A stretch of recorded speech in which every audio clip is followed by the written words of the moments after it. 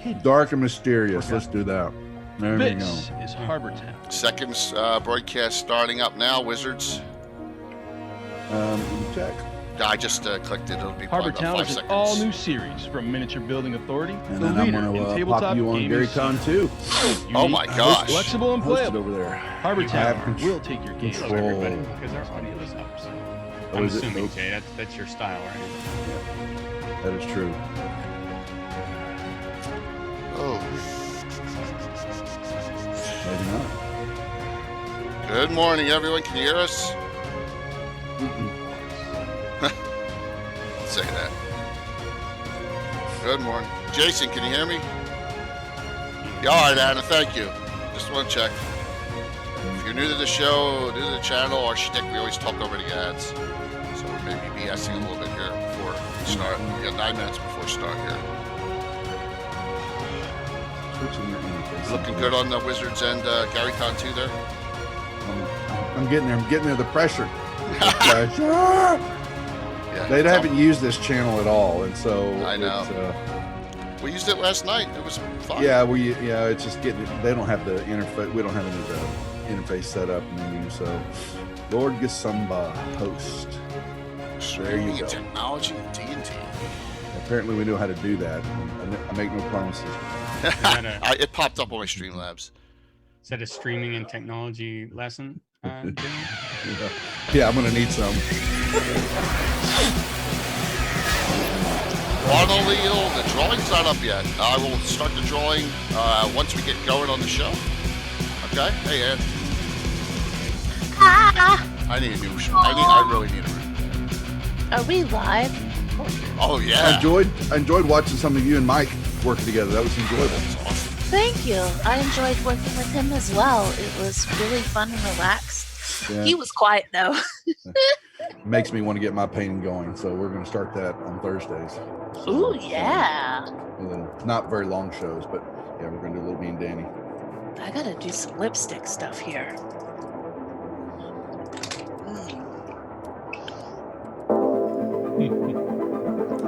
Are we live? Yeah, but we always talk over stuff. You can keep on talking. It's cool. Look at those pretty. I want those dice. Stratagem. You didn't get any of Yeah, I those in want those that big bag? dice. I did. I did. Oh, I okay. got a lot of dice.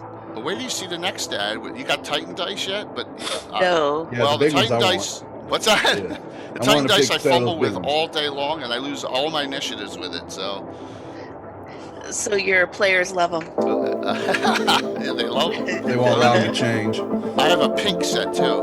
Oh yeah. Yeah, it's awesome. Good morning. Always need pink. You know what I need to do? I need to paint a pink orc. What? A pink orc. Frank, don't let her do that. No, she's been on it for a while. I approve. Wow, the I mean, pink there- orc. There's gray. Frank's I've Liz's main seen part. and read gray, green, Fuchsia. sort of purplish. I need to clean my background environment here.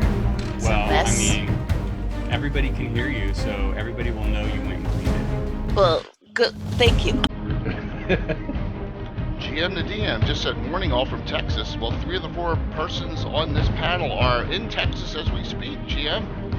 Yes, we are. Yeah, except for me. Storms are brewing, sending them eastward.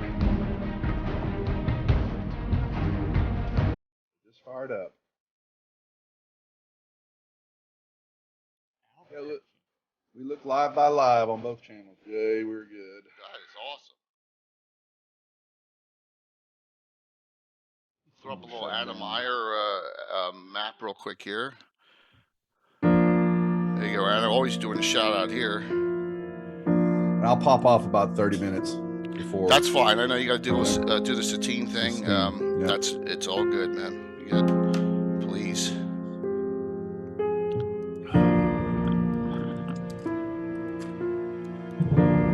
Yeah, I'm back. You're good. Our house is a freaking disaster. Oh my gosh! I mean, it's gonna get worse too. I mean, with all the I stuff everyone's doing. know. I That's the know. limits of marriage and relationships. That's cons. Like having a con is awesome, but then when you have a con inside your house, That's true. Y'all do it every week. That's true. Yeah. Hey, Catano. Catano and I actually live about 6 to 7 miles apart. He's in Philadelphia area, and I'm in South Jersey. Yep. Catano played PAX Unplugged in 2 of my games this last year. Great guy. we're moderating. We're I'm- moderating both So we're chats. moderating or monitoring. I got 2 of my mods on mine, and so yeah, GaryCon 2's an auto host, so you don't have to worry about it. It's just Jimmy's actually responsible for Wizards. It's his channel. Aha. Partial channel. Not partial. 1 of 4. Matt and I pretty much run it. No, I thought Danny did everything in there. Yeah. I'm kidding. No. Yeah, whatever. Okay. I can't speak today. I appreciate it, guys. I gotta go. So,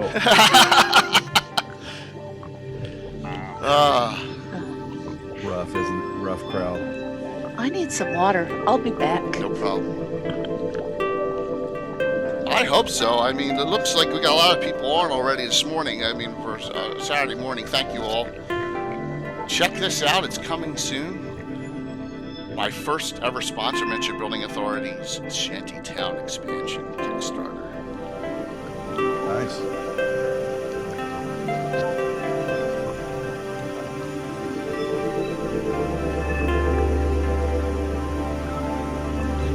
Brian, thanks, man, for coming on. I know Rox has a game, so he's going to be semi-modding, so thanks, dude.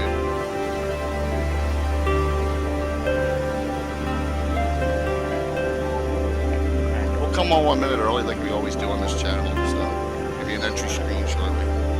What's up there, Casey? You got about 15 on the other channel. That's great. So we got about 100 combined already. It's beautiful. Yeah, I just want to make sure. Hopefully you find us some.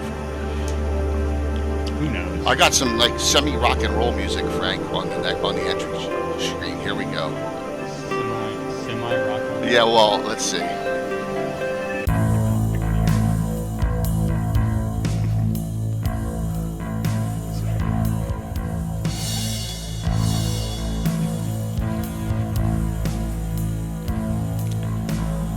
Welcome, everyone. Drawing's not up yet, guys. Give me. I have to post it once we're on. Good morning. I am excited about this.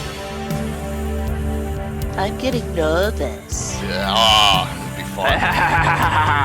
Maybe it's nervous, excited. I told him doing that first show for Satine, that's the most nervous I've been since that first stream. Oh, that's great. Oh. Damn it, don't go bad. Tim, I posted it as a test, though, man. It wasn't live. It was a test, Tim. I watched Testing part of my it. posts. Fine show, but I was just... While we're waiting here, let me see if I can do this without crashing the stream. Commands. I'll get it up right now. So it's up ahead of time. Giveaways. Custom. I'm talking to myself. Start. We're used to it. Boom. Now it's up. Okay. Sorry, it's what we were going to give away at the show to everyone in there, so I'm going to give away 10 of them. That wasn't bad music with Frank, right? Because I'm on the Zoom side. We don't hear it. No, we don't hear it. Maybe Oh, if really? you use somebody that technical expertise to be able to make that happen my properly. gosh. Good morning. I was going to say Vietnam, but that's kind of lame. Good No. morning, GaryCon, early morning risers, and thank you so very much for coming out to what I'm super excited about this DM's Roundtable, Streaming and Technology and D&D. Let's introduce our panel. First off, ladies first, obviously from Nightheart Gaming, we have Ann Wilson. Okay, from yes, we That have was the crowd. from Nightheart Gaming. Also, Frank Schumacher, and from Prater's Rejects / Wizards of the Couch and whatever other things he's got going on, James Duffy. Thank you all so very much. Glad to be here.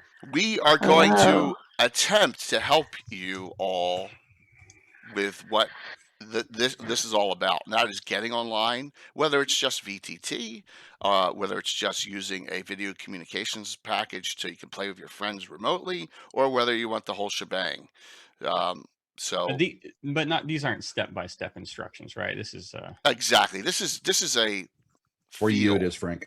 Yes, this is a feel. We're going to do our best, though, to answer all your questions and just show what we have done in our background. So let's do a little background history. And Ann, why don't you start us off? I feel like I'm the worst to start off. Can I go last? Sure, Jimmy. Why don't you start us off? Give us your background, how long you've been streaming, and how you got into it, and what about your channel and everything. And Fair enough. Yeah, it's been 4 years now. Was playing, got brought back into RPG gaming about 6 years ago. Once family kind of settled down and things like that, you get into your main life, back into life. I got married in 08. And so after that settled, started playing again, doing some 40K, and I got introduced to some friends that were doing some Castle and Crusades. And that kind of really whet my appetite again. And then 5e was coming out. And with the group, we decided to start playing, and we came to my house, and one of the guys had to start traveling within, months of us firing things off. And I said, well, there's got to be a way to allow him to, use a Skype call, have some sort of abilities to watch or look at the table. And I started looking at what was programs online, because I'm an IT guy, run my own IT company here in Dallas. And sure enough, I ran into Fantasy Grounds, saw several different programs, but I wanted an application over a web app, and picked that up, and dummy me decided I wanted to see if I could, since we were playing and not regular enough, I just said, there's got to be, maybe I can test drive this and justify the ultimate license in my head to play by picking up a game and running it online. And so I posted in Reddit, I think the LFG areas, and I had 4 games inside a week and a half. And I just couldn't say no. I've learned to do that now. But that's basically what I've been doing since with Prater's Rejects. And then I met Matt a couple of years ago we'd been chatting online because Matt was firing up the virtual convention hosting part. And we were chatting, and I ran a couple of games for, I think, TsunamiCon and CobaltCon that Matt is the owner of out of Colorado Springs, and came and visited him at North Texas RPG, and we started talking, and he was telling me about a couple other guys that he was doing some thinking about putting together this initiative. And I said, what can I do? How can I get involved? And that's how Wizards kind of formed once him and Brian kind of put their heads together on some of the formation side. And so now I'm helping run 2 channels, running multiple games across the channels, and then got involved when Matt was able to talk Luke into saying, let us help out, this is what we're designed for. We're trying to showcase and do. And here's virtual tabletop GaryCon 2020 right in front of us. And so far, I'd say it's been an unmitigated success. With everything that's been going on, all the running around, all the craziness, I think it's been fantastic. I think everyone has really stepped up, and it's stretching everyone thin, but it's definitely. It's showing how much we like the game, and not just it's not D&D, but the other games. I ran Aliens last night, and we had a blast, and had a good group of people over watching, but spanning all the different rule sets and the versions. And I just think it just shows that we're wanting to play, and we're people that were not considering virtual tabletop. Here they come, wanting to understand and how to just not have to be that technical, but just put a simple game together. And I mean simple in that I'm talking about the technical side, just so that y'all can play and still hang out and enjoy each other's companionship. So I'll say this: you mentioned a pitfall, which we can talk about later during the social aspect. The overstretching yourself early on and not going up at a really slight incline and going like this, and then you're really stuck. And that's a great Don't do point. what I did.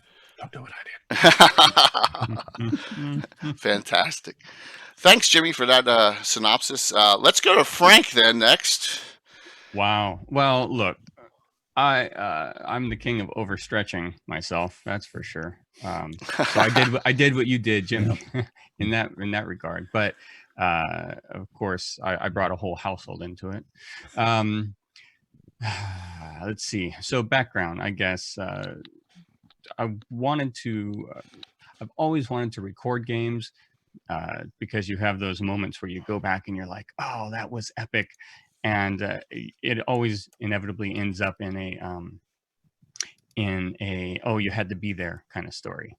You're like, oh, this was really cool. This person did this. And it's really boring for people who weren't there.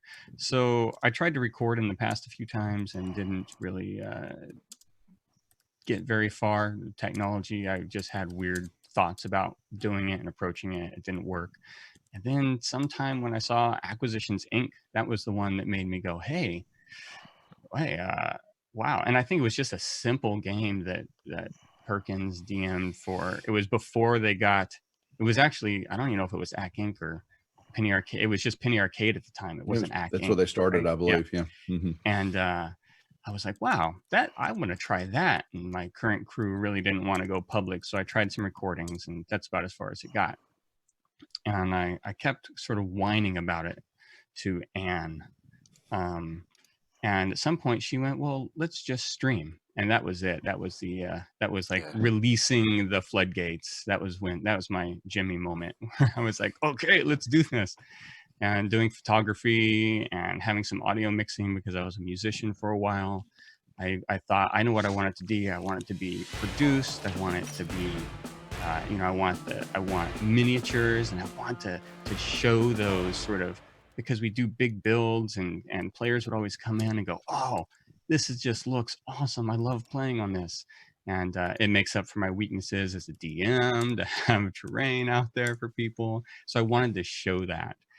So that meant what I had to do was be very camera heavy and have multiple cameras in there and close on the scene. So my approach was sort of, my approach to the whole stream was designed out of a necessity for what I wanted to show, what we wanted to display. And Anne was right there supporting along the way. I'm sure she will have a lot more to say about it because this has been a strong two-person effort for sure.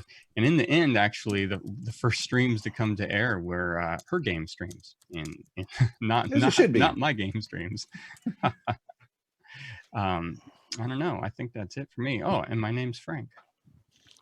I guess I'm ready. I guess I just needed to go after Frank because Frank is the start of our story where we've been together 10 years. So like 8 years, the whole 10 years, he's been talking about this. Not streaming at that point, but it was podcasts. It was this. I really want to get my game out there. I want to record. And he'd record a little or he'd try this. And it was most of the people we were playing with at that time didn't want to be recorded, didn't want any of that to be in their game. And so over being here in Houston, when we moved to Houston, he started to develop more and more games. And I think he was at the point where he was running 5 games. And at that point, we had a large community of people to pull from for this. And every time he said, I want to do this, I always said yes, because he always supported me every time I said I want to do something. And so at that point, what our main idea for gaming was related to doing a social skills group. So I wanted to do a social skills group for D&D with people with children and adolescents with autism. I'm a psychologist, so offer that to children and adolescents. So then I started to DM, and that was 2.5 years ago. I started to DM, and then I had been DMing a year when this was starting, and I had just been asked by Tamra, also known as Afro Queen, to, she just mentioned it's Women in Tabletop and month. And so I ran a game for them, and they're like, hey, this was a lot of fun. It's the first time we've done an all women game. Let's play often. And at this time, Frank had started to ramp this up, had started to recruit people from our group of friends, had started to work on his stories, buy the equipment.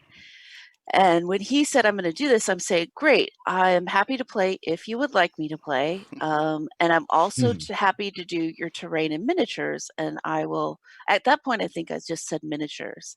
I'll paint your miniatures, I'll do all that. And then pretty early realized this was going to overtake our house and everything. An understatement, to say the least. Yes. That's how I was laughing. Sorry, I didn't mean that, man. Oh, it's true. It is. And I mean, that's what we're going to talk about in the social aspects of streaming, right? And so at that point, I realized, well, crap. So if this is taking over everything, if I'm just the backup lady sitting in the back, backing everything up, I'm going to resent it. And so I'm like, can I do this with the women? Can I do an all women game? And he said yes, and we got them going. And like he said, it started a couple months beforehand, and that's kind of the origin story for me. And I still do. I'm the primary painter, terrain builder. You can find me on Tinker Tuesday painting and making terrain, and then I DM our all women's game, and I play in his game as well. And we run one shots and all those things too. And yeah, I'll talk about how it's impacted our life later on, probably. And it has for all of us. I mean, that's one of the things when you get into this, you need to realize it's going to impact your existence, and you need to be prepared for it with whatever positives and negatives. So thank you, all three of you, for that. That was excellent. If you don't know me, a lot of our regular viewers are on. Jay. I run this channel, the Gazumba channel. We're approaching 2 years of streaming, but my campaign goes back to continuous Greyhawk from 1980. So we believe it's the longest ongoing Greyhawk campaign in existence. And we were in the shadows for 38 years before we decided to get out.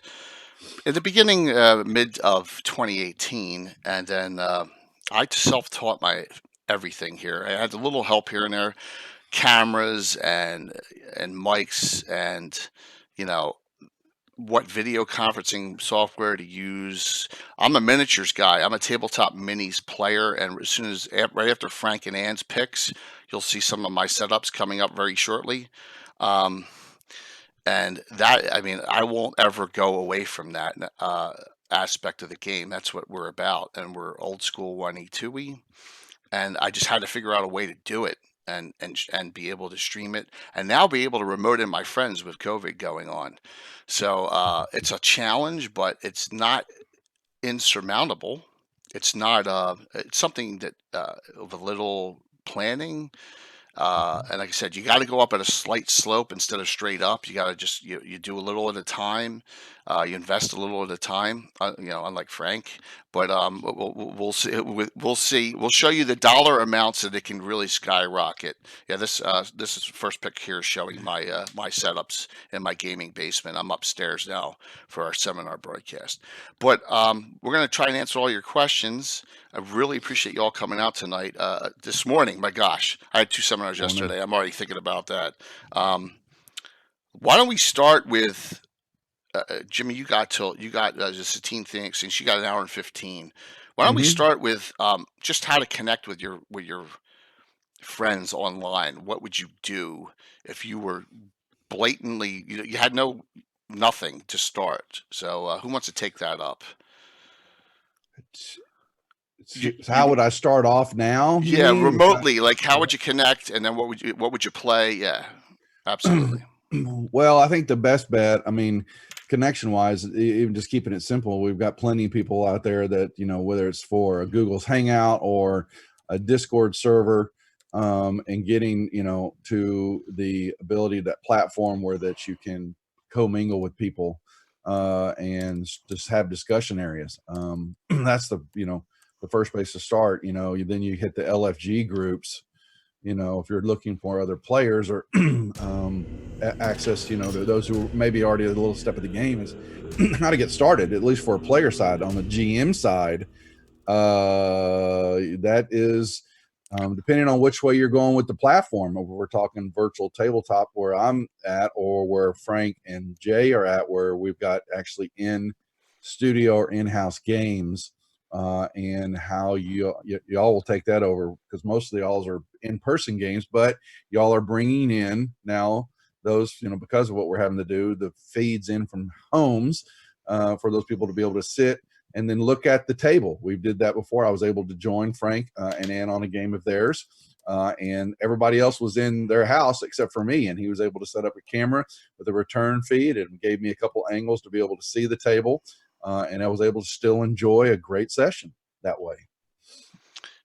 So you need If the that video answered it. the connection is important, right? So the options, and Jimmy's right. Discord's one, and then everyone knows Skype, because Skype is like, but Skype has its drawbacks in the software version. Skype or Zoom, yeah. Skype, Zoom. I heard Zoom. VS is another one, the one that's used for medical. And do you So know about VC, that? VC, I that's use it. it. I've got VC, and Okay. they were going to post out there. They were going to start charging for their platform, but my understanding is they've rolled that back a little bit. But they had a free client that up to, like, I think 10 people could join on a game. And Josh Mac45 on my servers, he's the one exclusively used it and brought it to us. And the games that we start running tomorrow on my channel for the charity stream, will all be through VC. And it's a great client and it's HIPAA compliant, so it's a very strong client. So you don't have some of the dropouts that you might experience with some of the public builds. So, and I'll say Skype is actually fairly strong if you're not using the Windows app version, you're using the desktop version, and you're using the NDI outs. But for NDI outs, you're going to need something like XSplit or vMix that supports NDI. I know OBS has plugins, but they're doesn't work well. Could you explain what updated. NDI is, Frank? NDI is basically, it's the simple answer is it's network. It's a format that you can put video over network. It was developed by New Tech. It's taken off quite a bit in a lot of video production, and it puts a video feed onto a network for any other computer on that network to pull off and use. And Skype supports NDI, XSplit supports NDI, vMix supports NDI, and OBS has some plugins that work depending on which iteration and who's updated them, because it is open. We're moving to NDI. Matt's already started using it, and I'm talking to Frank about vMix and moving my platform over to that. So, yeah. And for me, we're on Zoom right now. I use Zoom for one reason. It's easy and simple. And anything I do to throw a wrench into it with my guys who can't remember, I'm sorry if any of you are watching, can't remember what they had for lunch. And they're, and they get there and we're all in our 50s and they're just had a burnt day, even if they're working from home.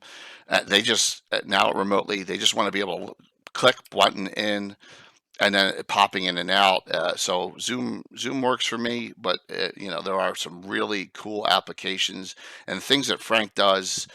I can and Jimmy does with having people in the background and images over images, and I can see why you'd want a little bit more, something more detailed. So there's different levels of usage. Here's a quick question from the audience.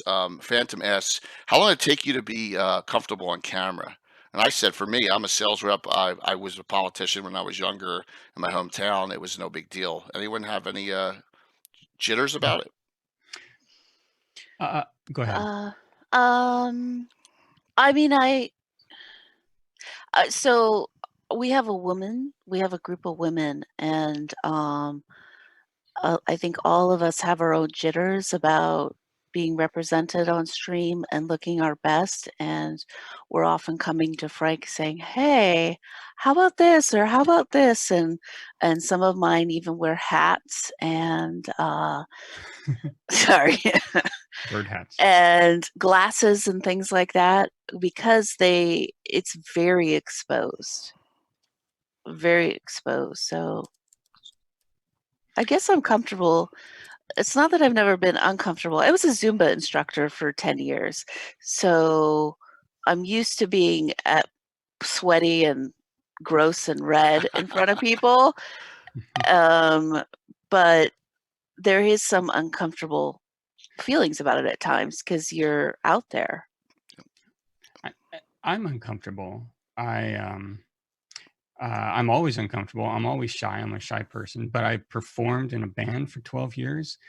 And at some point you learn this sort of switch in your mind where you just tune out everything around you. So I might have jitters before something's about to start, or you might, if you've caught some games during the intro, you might be able to tell I'm nervous because I'm still thinking of it in terms of there's an audience out there I want to watch, or that I need to be beholden to or engaged to. But there's a switch, and it's probably the DM story switch, because once I start the game and we start playing, I have to be in the game as a facilitator of the game, as a DM. So I don't have a chance to be nervous about what's out there. I'm just trying to make the game work. You know. Jimmy, how about you? So I think in the beginning you always are, it's nervous because I want to make sure I'm putting a presentation together and and I've got all the I's dotted, T's crossed. But I spent over 10 years in film and video production, behind the camera though. And so, coming around with the front side of it was a little bit of a change, but not really. I think once you get into the seat, get moving forward, then you become just a basic nerd and you start playing, you're having fun, and the interaction you have with your players and all that helps bring that out. And so it wasn't as difficult for me because I'd been in the environment for quite a while, working for production. So it's everyone's different, and I a lot of times just forget that we're being live streamed, and then someone will say something stupid in my stream, and I'm like, oh shit, And so there's a lot of different. You gotta, just like anything in real life, if you're good at public speaking, or if you're good at presentations, then it's really not that big of a deal. How you work with your players further. So, Captain, that's a good question. I'm going to tell a quick story. I had one of my players who did not want to do this, and to this day, he's off camera a lot while the table's being shown. But he's really, with all the people that we've met, like I'll give you an example, like Anna Meyer, all of you, all the people, all the crafters at Reaper, all the great new people in the Greyhawk community, kind of he's softened to it, but you don't want to do something and just force it on them. There's going to be a learning curve there, but you could just play and not have to stream it too. And this is what we want. A lot of people were kind of stuck when GaryCon went under. Didn't happen this year. What do I do? So we're hoping that with these options, you can play still, and streaming is the icing on the cake. Beyond that, anyone want to put any input on that? Sorry about all the follows, guys. I've turned it down as far as I can. My apologies.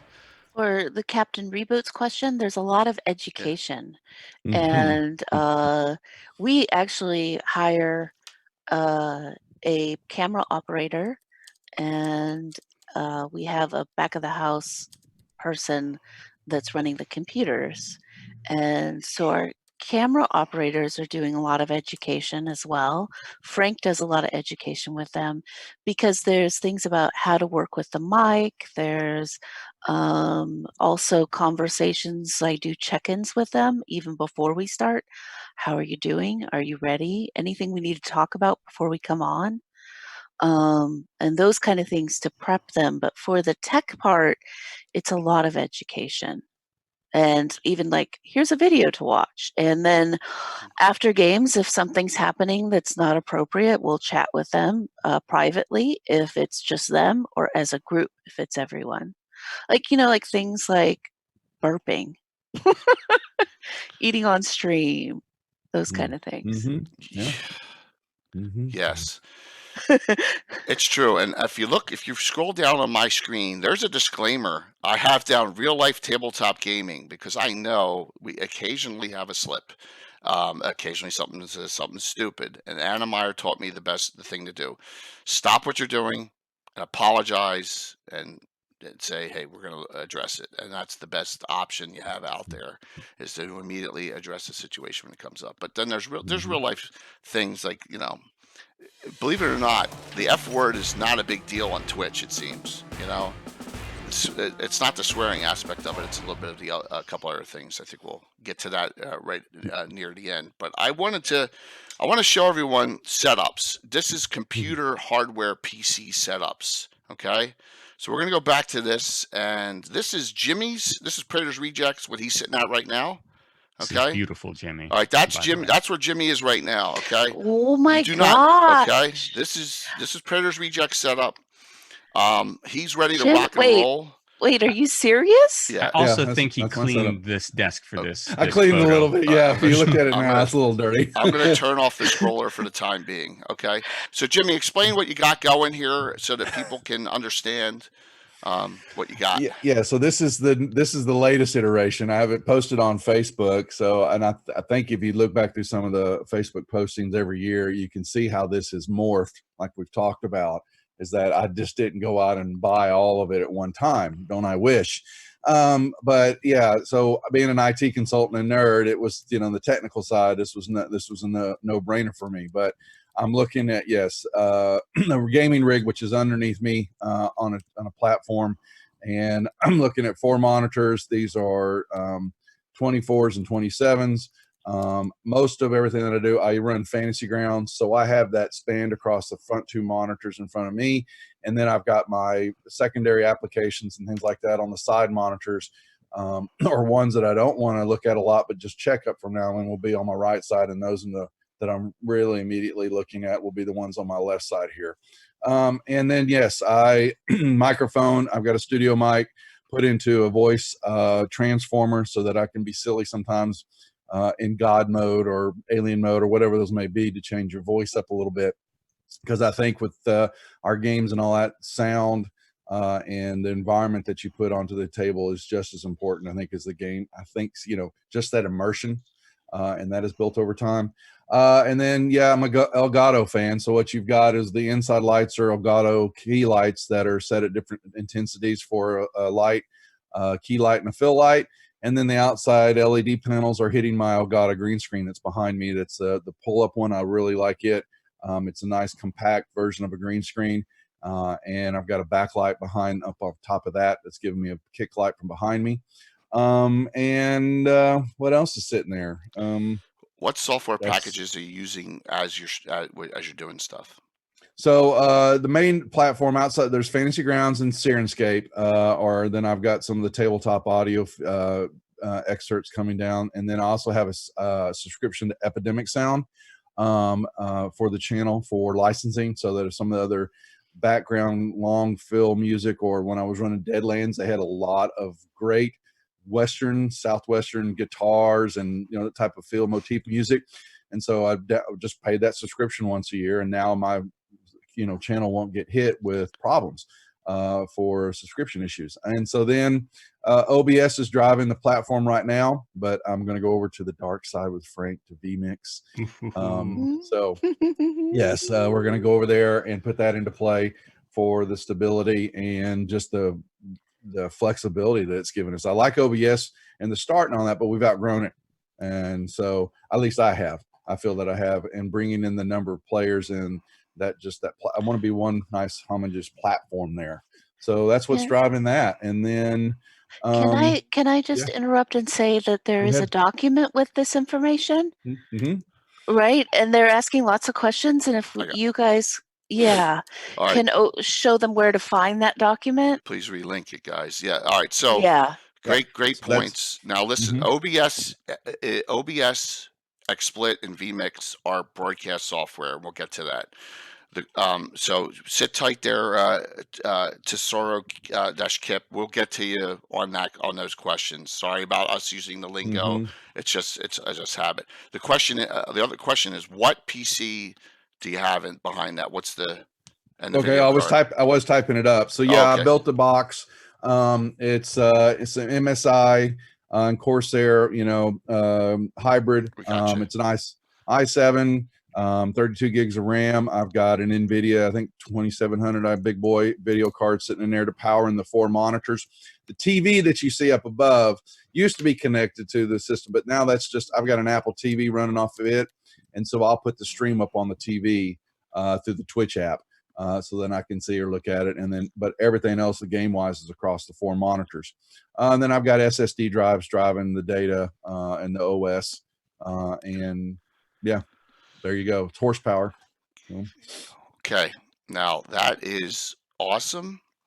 This only shows the tip of the iceberg. This next picture, everyone. Okay, this does not show like beyond. Okay, Frank, this is your back room setup, right? Or is that your front room setup? No, that's the back room. That's what it looks like during a show. Okay. This is from the technical director or the person running the PC in the back. So that's basically a view of vMix is what you're saying. And you see a a Stream Deck down there on the left, one in the middle, and you see a Surface on the right, on the lower. That's not, the Surface is playing Sirenscape, right? It's dedicated to Sirenscape. And also watching some Twitch numbers and stuff, so I can take that load off the main PC. And vMix is running, all the cameras that come in. We have like 50 to 60 inputs in any single vMix sort of build that we have. That's in the middle with switching. We're switching cameras back and forth. A mic, because the technical director is communicating with the camera operator, although the players cannot hear them. And then on the right, you see some more monitoring of Twitch, basically to monitor chat and to do some other items. So it's not as pretty as Jimmy's for a lot of reasons. One, I'm not usually behind it. I'm behind it right now. But this is usually where this is the dark hole in the wall that the poor technical director has to sit in. And to the left of this that you don't see is a very large Mackie mixer. It's a 24 channel. Mixer that our analog audio comes through and gets mixed before we put it into the PC. Okay, you've both been wowed by this, and this is awesome. A lot of people don't be intimidated because no, you get to me now. Okay, I am a one-man show for the most part as far as streaming goes. I have all my friends that do crafting and assist with DMing or talk shows, but behind the scenes, I do it all solo. So this is my setup in my basement, which, by the way, this shows you how non-technological I am. When we're done this show, I'm taking this whole setup upstairs and walking it down 2 flights of stairs for my game an hour later. Okay, and this is my setup. I'm gonna interrupt just a moment too and say this is what you're watching right now. So you're watching this stream, which is perfectly. You're getting information. You're engaging with people, and that's what. And that is what Jay's about to show you. So you don't need a bunch of freaking monitors like Jimmy and I. You guys. Okay. So this is my basement setup, and once Kaylin disappears from killing the baddie, my basement is if you've seen it during streams, I have an 8-foot by 8-foot gaming table. I'm a 1E2E minis guy. That's my widescreen monitor that I'm right in front of me now. I have an i9 9900K with a 2080 with 8 gigs on it. My machine's got, I think it's a 32 or 64 gigs of RAM. I have a little laptop next to me. And the reason I do that is I don't like, for some reason, with the way video works, I don't like having Twitch on the same machine for me because it just seems it eats up memory resources watching it a lot. So I just put it on a separate one. You don't have to do that. I have a little mini Elgato right here that I'm doing these shout outs on. That's it. 15 buttons. It's like $150. That's it. I have my headset, but when I'm remote, I have this Samsung mic For area, it's like 70. It was. I don't know how much it is now. It was like $70. Okay. I have my webcam, which is a Logitech C922X. I have my second webcam for the basement, a second C922X. And I have a C920 for my widescreen camera, which if we'll be streaming about an hour after a game after we're done here. So you can check that out if you want to see how it goes. I use XSplit Broadcaster, which has a $5 a month license, roughly. I use Zoom, which has roughly a $150 a year license. I have the pro version, so I can host up 100 people at a time. Let me see what else. I upgraded my Comcast. If you have Comcast, you know, my internet service. I have 1 gigabyte download and 40 meg upload. So that cost me a little bit extra on my bill, but that extra upload was key, especially with me down in my basement, streaming up to a remote to my router, which is here. I also bought a Netgear Orbi system, if you know those. And there's all different brands of making your whole house its own network. I like the Netgear Orbis because they talk to each other on a dedicated channel, so there's no interference. It's basic stuff, and I started out from scratch, so they're cool things, and this is it. I mean, that's all I have right there is a little setup, and what do you think, guys? I mean, it looks pretty decent. I mean, you know, It works. it you know. works. That's Hey, all it that works. matters. It works. absolutely works. Yeah. So don't feel overwhelmed, okay, by what we're going to show you. Yeah, the upload speed is very key. Download is not as important as upload when we're talking about this game streaming. Let me get to back to scrolling these. So I know you're gonna have a lot of questions, and I have a card that was on that download of Google Docs showing everything I do for my game, my stream, and my on here, and it's just bullet points of ideas. So please download that, and you can always ask me questions as well. I had some questions actually for people off the stream who were interested. Frank answered one that I had no idea how to answer it about the camera. I was like, oh my gosh. So there's going to be some technical questions that we may not be able to, you know, address here, but we'll help you out. The community needs more quality people in it. So why don't we real quick discuss the community we've joined, and then we'll go over to VTT after that. So, Ann, what do you think about the community that you've joined? You're talking about Just us? and Mike, Disney, and Reaper, Yeah. and yeah. The community has been amazing. You know, what was really incredible is I went on your Sunday stream, and at that point, I was so focused. This was like about a half year ago, maybe 8 months ago.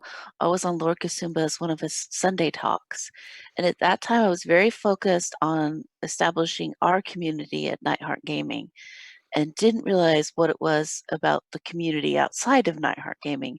And your stream really helped me to understand that it was more than just us here. It was about that Nightheart Gaming is not just Frank and myself, and it's not just Frank, myself, and our players. It is everyone. It's Lord Kasumba. It's Praetor's Rejects. It's Jacob sorry. Jansen. It's Yeah, sorry, the bird is. it's Mike Disney. It's Zambies. It's Zeltaris. It's you know. It's all- everyone, and it is amazing. And then the community gets pulled over into Discord, and we find out that we are much more to them, and they are much more to us than we can even express. And there are things I think that Frank can tag on about how he gets a lot of messages, and perhaps you could talk a little bit about that, Frank. I can, yeah. So I guess Anne is really referring to we are fortunate to be a part of the community, really, and it's a community that builds. It's not really like there's, so I like to kind of dissuade. There is a community that exists, but it's not really necessarily that you're stepping in alone into a community, right? There are people that have yet to pull in to join a community, and you're actually joining with them. So you're meeting people along the way that have never joined before. You're interacting with them, and we get messages from people that say they enjoy shows, or that they haven't played D&D for a long time, or that they've always wanted to play D&D, and they'll ask a couple questions, or seeing that it can be done casually with production, or even just playing casually without high production, and wanting, and that just sparking something in them and an interest. So that's not the people already streaming. Those are the people who you're actually building with the community. And I as much as I appreciate the streamers, which I do, I've met Jay, Jimmy, and everybody else. It's a great community, but you're also building a community as you come in around you, and that's part of it as well, right? Bringing people to the game, opening them up, bringing them into a community. We've had a lot of Afro Queen, who I consider my co-leader of Maximum Maidens. She gets a lot of people of color reaching out to her and talking to her about D&D, and that's been another valuable thing that's happening through this, and another part of our community. Absolutely, absolutely. And you'll be surprised how all inclusive everyone is here. I see it. You know, No everyone doubt. is. Go ahead, Jimmy. Well, I just you were covering that. I think that so I'll say 4 years ago when I started the streaming, when that bit me, it was 30 or 40 channels maybe on a Friday, Saturday night, you know, streaming some D&D content. Now it's 200 plus a night on Twitch. And so I think that I have been a proponent that if in the community side, working together, moving across, interacting with each other to help boost each other's signal, to that, just that cooperation across channels is paramount. I just don't see, you know, some of us are, you know, we'll get into the hat. We want to make sure our channels are growing. We want to know what's the next thing that we do to bring people over. I think that's the most important one of all. We all have ideas for games and for streaming and what's going to be the new, the next thing out there. But if people aren't talking about each other and supporting each other, you're just, you know, you're solo in the wind. And I just, you know, you got a rough road ahead of you then, I think. Yeah, it's not a good place to be. It isn't. I'll say, as far as community goes, that I was pleasantly surprised how once you make the right connections, and that's a key thing, you need to talk to the right, you need to like do your research and figure out who you want to partner with, or who you want to auto host on Twitch with, or who you want to do talk shows with, or you know, there's behind the scenes communities like the Greyhawk community, if you saw our stream last night, is huge and growing again, and that's a community of support I have because I'm a Greyhawk content streamer behind the scenes. And you may be a Forgotten Realms, or you may be another game, you may be Cthulhu player, and there's a lot, you know, they're all out there. So you just need to know where to go, and that's one of the things that you want to reach out to an existing streamer who's had success, and just, you know, network. It's about personal intercommunication. It's about just being honest, talking to people, and that's a good way to build things up. So. Back up a second here and ask the people that are watching, all is, are you wanting to run a game where y'all are just playing? Yeah. And you're not worried about the streaming side. Yep. You just want to play. Okay. Yep. So some of this is what you're looking at. Throw out the door. You don't need it. You're wanting to know, how can I get my players together? And then those who are streaming, we take on a whole nother set of priorities and things that we've got to be concerned, because now we have a public view. And I do think sometimes that when I'm, you know, face it, with people I bring on to play a game, that connection's not made. And that's on me to say, hey, but I am a streamer. So there are some extra perceptions and restrictions that I'm trying to ask you to adhere to make that viewing, you know, more enjoyable for those who are watching. And I think that's a ball that we juggle a lot in trying to get that nice little feel, you know, of what we're providing. So let's go there. And Go ahead, Chuck. Go ahead, Frank. Go ahead. Sure. I was just Yeah. going to say, you don't even need a VTT, right? You Right. can just talk on Google Hangouts or Skype and roll dice and theater the mind the whole dang time, Yep. and just play with pen and paper. I mean, you could take it right down to I'm going to pull it down to, I think, the least common thing you need. The one thing you have to have is audio. So you could technically do it with just a conference call. Yep. Um, I will say this: you need to, if you're using Discord, which a lot of people like, you need to push to talk on the audio because there's a lot of reverb. That's why I have a headset on instead of my area mic up here. I don't want to have the reverb back, going back and forth, because when that happens and no one can hear, then if you're on an audio. But you have Skype, you have Zoom, you have vMix call. Is that what you're using now, Frank? Right? Yeah, it's Okay. built into vMix. We use Skype still VC, occasionally. you have a whole bunch. Learn that. And that's the most important thing to start out with, is you need to be able to communicate. Video is always cool. Bass headset, this headset was a Corsair. It cost me, I don't know, $55 maybe. The capability to mute and push to talk is vital. And then something stable. You need a stable platform, which means, and people can do this from their phones too, by the way. It doesn't have to be from a PC. They can connect via iPad, phone, Mac, whatever. So that's, you need a stable platform, and that's a video conferencing software of some kind. I'm going to say, like I said, Frank, if you're using Skype and just doing that as a free version, do you think it would work, or would it be a little clunky because of what do you think? It really depends on your approach to it. If you just expect to use the Skype's natural interface, it is clunky. If you're using Skype desktop and actually pulling the NDI feed into something like OBS or vMix or XSplit, it is much less clunky. It's a little harder to set up, but you can still use it. So I would not try to use Skype and its native interface, and I would switch to a Zoom or something like that. But here's a little trick I do. Grenade. If I were to not stream and I had this all together, thanks, Chuck. Really appreciate it. Chuck's playing in the game, and Chuck, by the way, everyone, Chuck is playing Fritz Winchester coming up.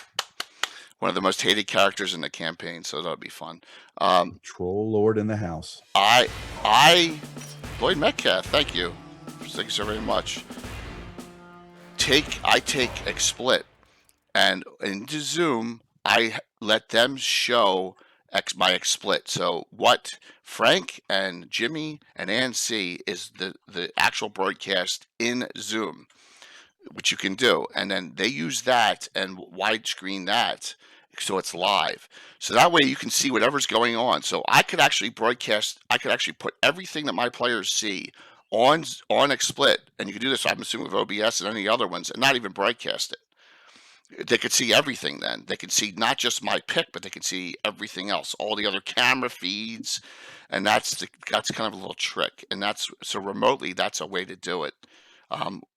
Any other suggestions on like showing just beyond a picture of the DM? As far as widescreen cameras, also are good.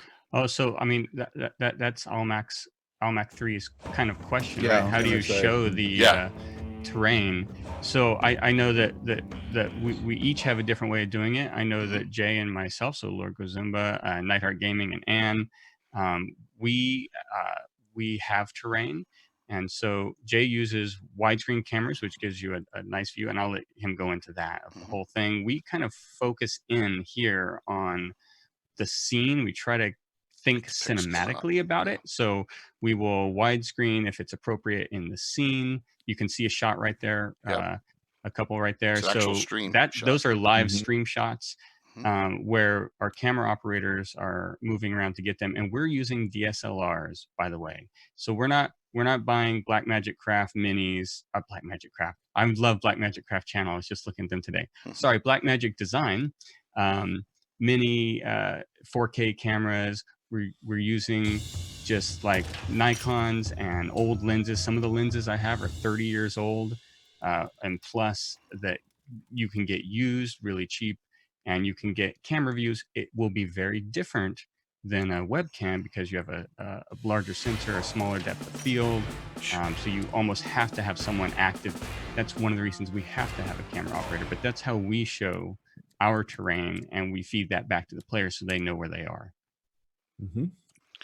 So before COVID, okay, I hate using that word. My picture's coming up now. I had my entire crew at my table because we were in play.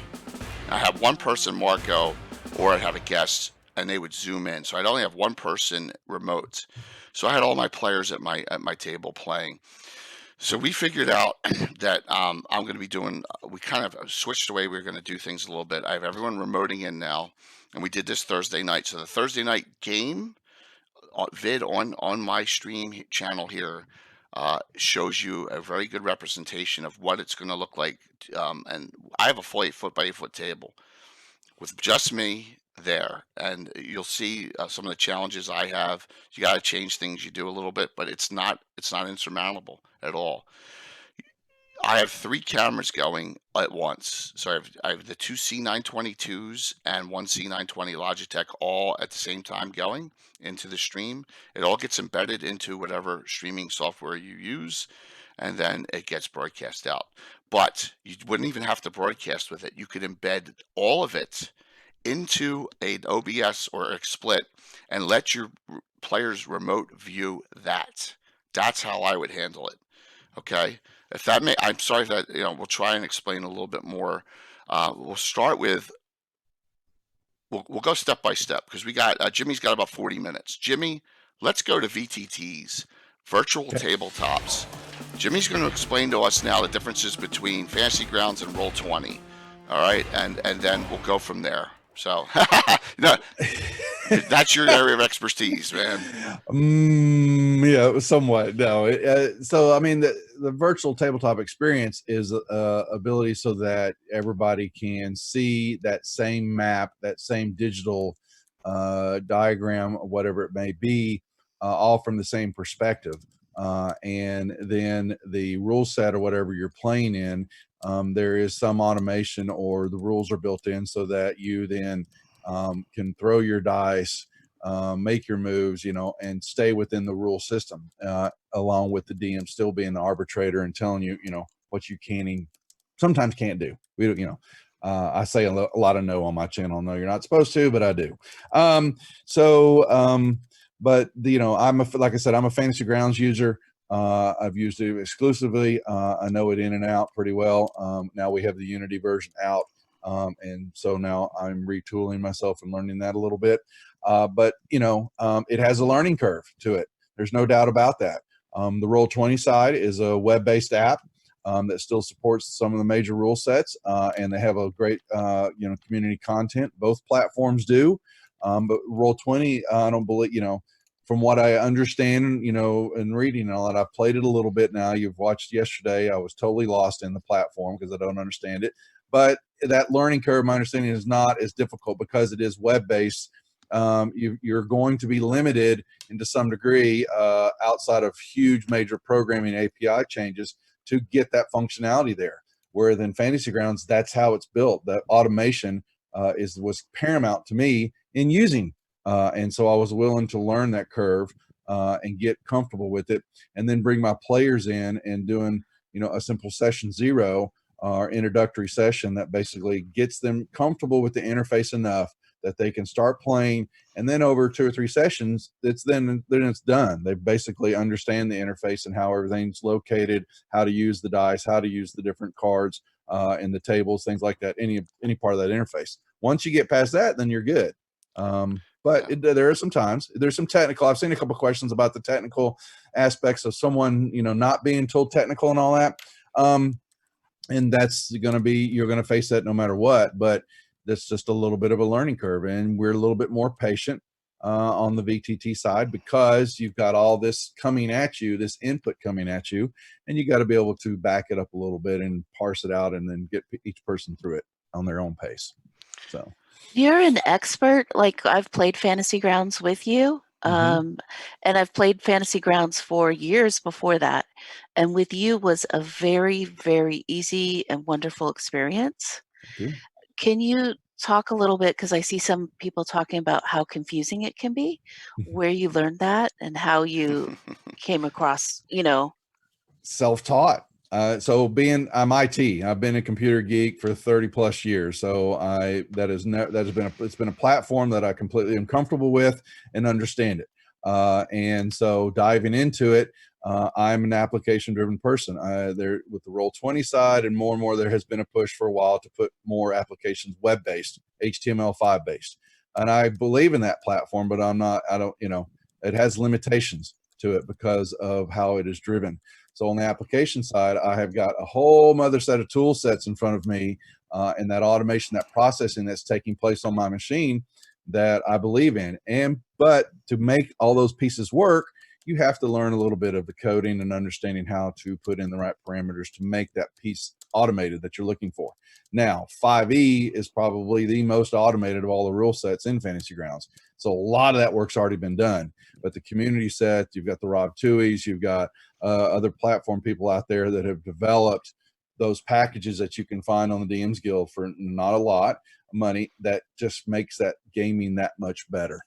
And when you buy those and support them, drop that into your Fantasy Grounds, there you go, away you go. And it's less work that the user, the player has to worry about when it's already there.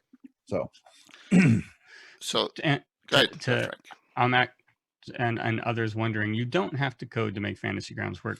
There are a lot of there are forums, and there are places to buy, or even not buy, but download for free. And I think there are some purchasable things on like DM's Guild or RPG, yes, there are, where people have done that College. for you, and all you have to do is load them into Fantasy Grounds. And there is the kind of learning curve to use it where you have to understand where to drop a file in a folder and how to navigate to the folder and get it, but you don't have to learn how to code. No, we're coding effects. I'm coding something that's going to have advantage on a shot. I need to know what that little piece of code is going to be that I'm going to add to that attack. And Fantasy Grounds created a great wiki that explains all those parameters. But like I said, a couple extra more bucks, head right on over to the DM's Guild, head right on over and buy those packages. If you don't want to learn that, you drop them into the right folder, boom, there they are, and away you go. So, but that's if you're going to really invest and you're going to be using Fantasy Grounds or Roll20, either way. What is your purpose for using that platform? For me, it was the ultimate license because I knew that I was going to be hosting more than one game a week. Joke on me when I did that. And so that just made sense. And it doesn't cost my players a thing to play with me. I host the game. I've got the license, all that content. I've got it all. I've got the books and I also have the digital version of it. It's free to my players. Doesn't cost you a thing. You run the demo version and you're done. This is an investment. And I will say the following, that it's just like anything else in life. What you put into it is what you'll get out of it. And if you've seen the card here, I don't know how much I put together counting the PC. It's got to be $5,000.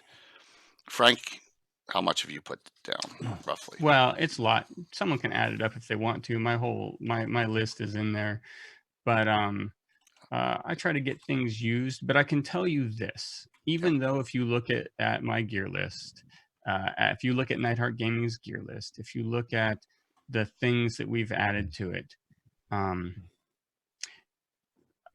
over time that we have built up, and we'll say, oh, this isn't working right, we need to add this, or we need to change it. So we've modified and grown things over time.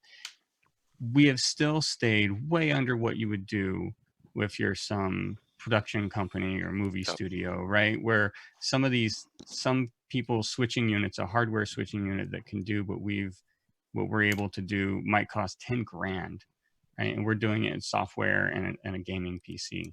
So there is money involved depending on what you want to do, but you pick your point where you want to target and you pick your budget, and then there is something in that range that will work. And for example, for me, I do not use either Roll20 or Fantasy Grounds myself. I don't DM it. I'm a tabletop, but everyone's seen Sublime BW, one of my mods. When he DMs on my channel, he uses Fantasy Grounds. Brian has it on his machine, and I connect into his Fantasy Grounds. It pops up, and I embed it into XSplit, and that's how simple it is. And then we show the game. So there are options out there, and I think that with VTTs, you're going to have a learning curve, but you pick what makes sense for your group.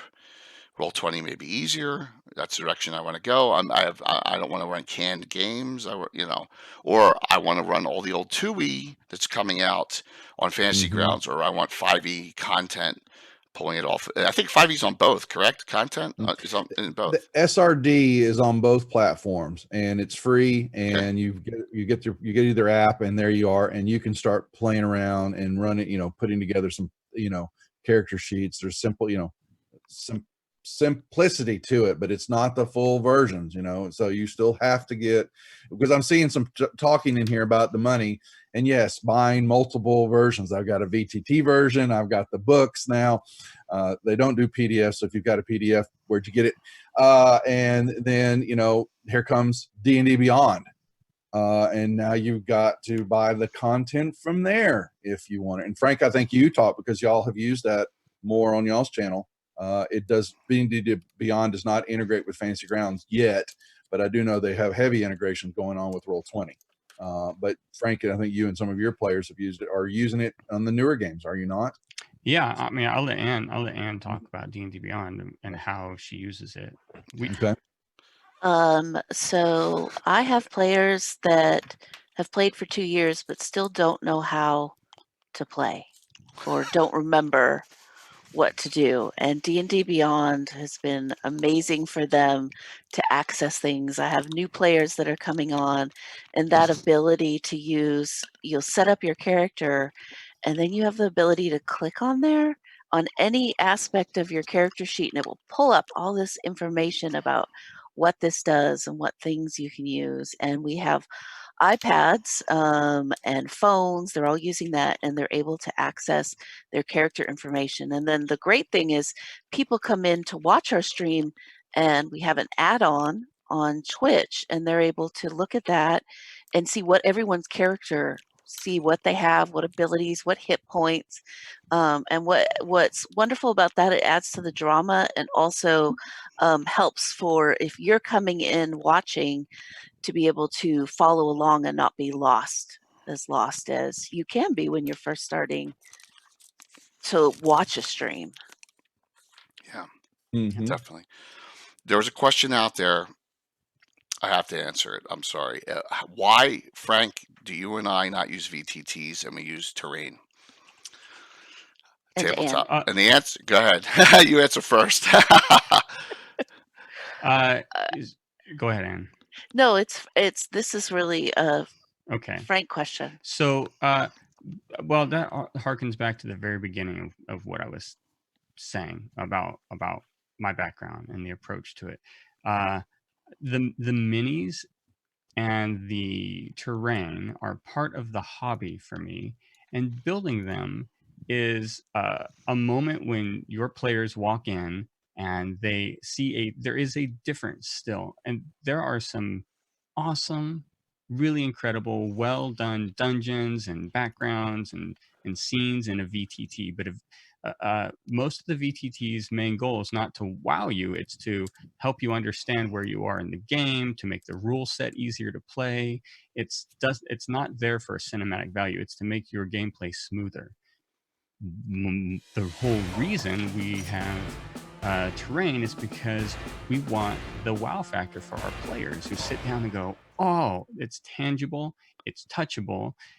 And even though it's not over, and it's the other reason why we get in really close with the cameras when we're doing remote stuff, even now with our players, because when it's no longer tangible or touchable, then it becomes more close and personal and cinematic, that you're inside the terrain.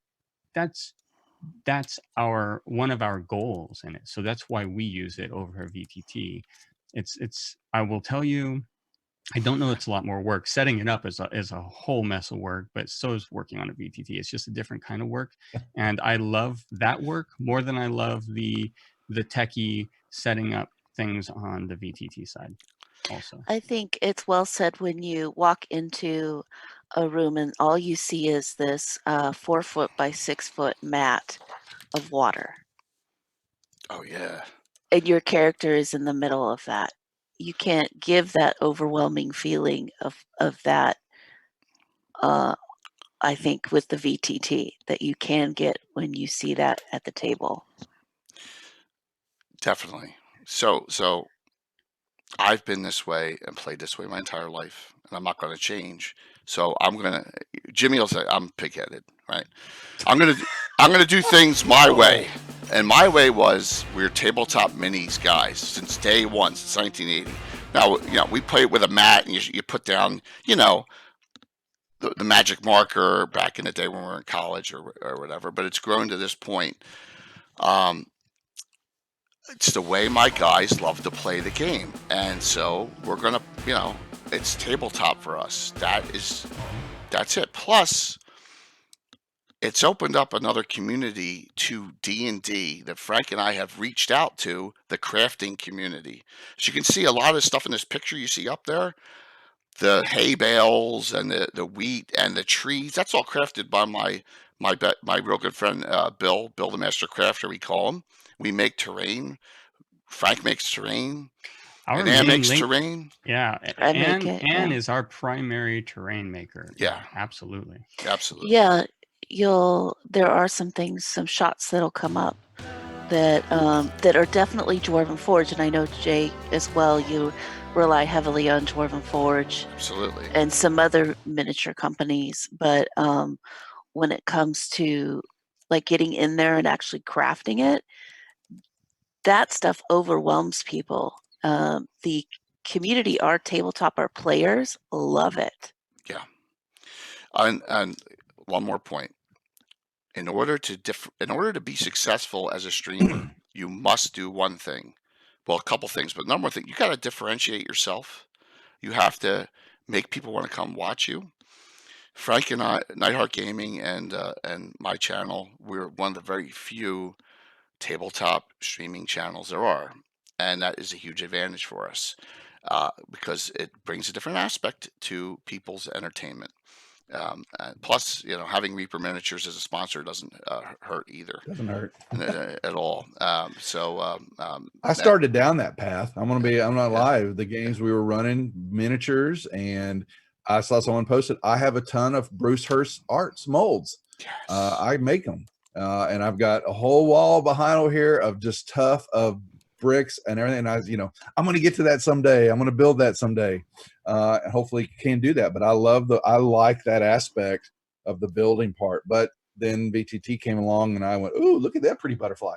And I went and grabbed it. And, so I don't craft and do all that much anymore. But I definitely started down that path. So there's no doubt about it.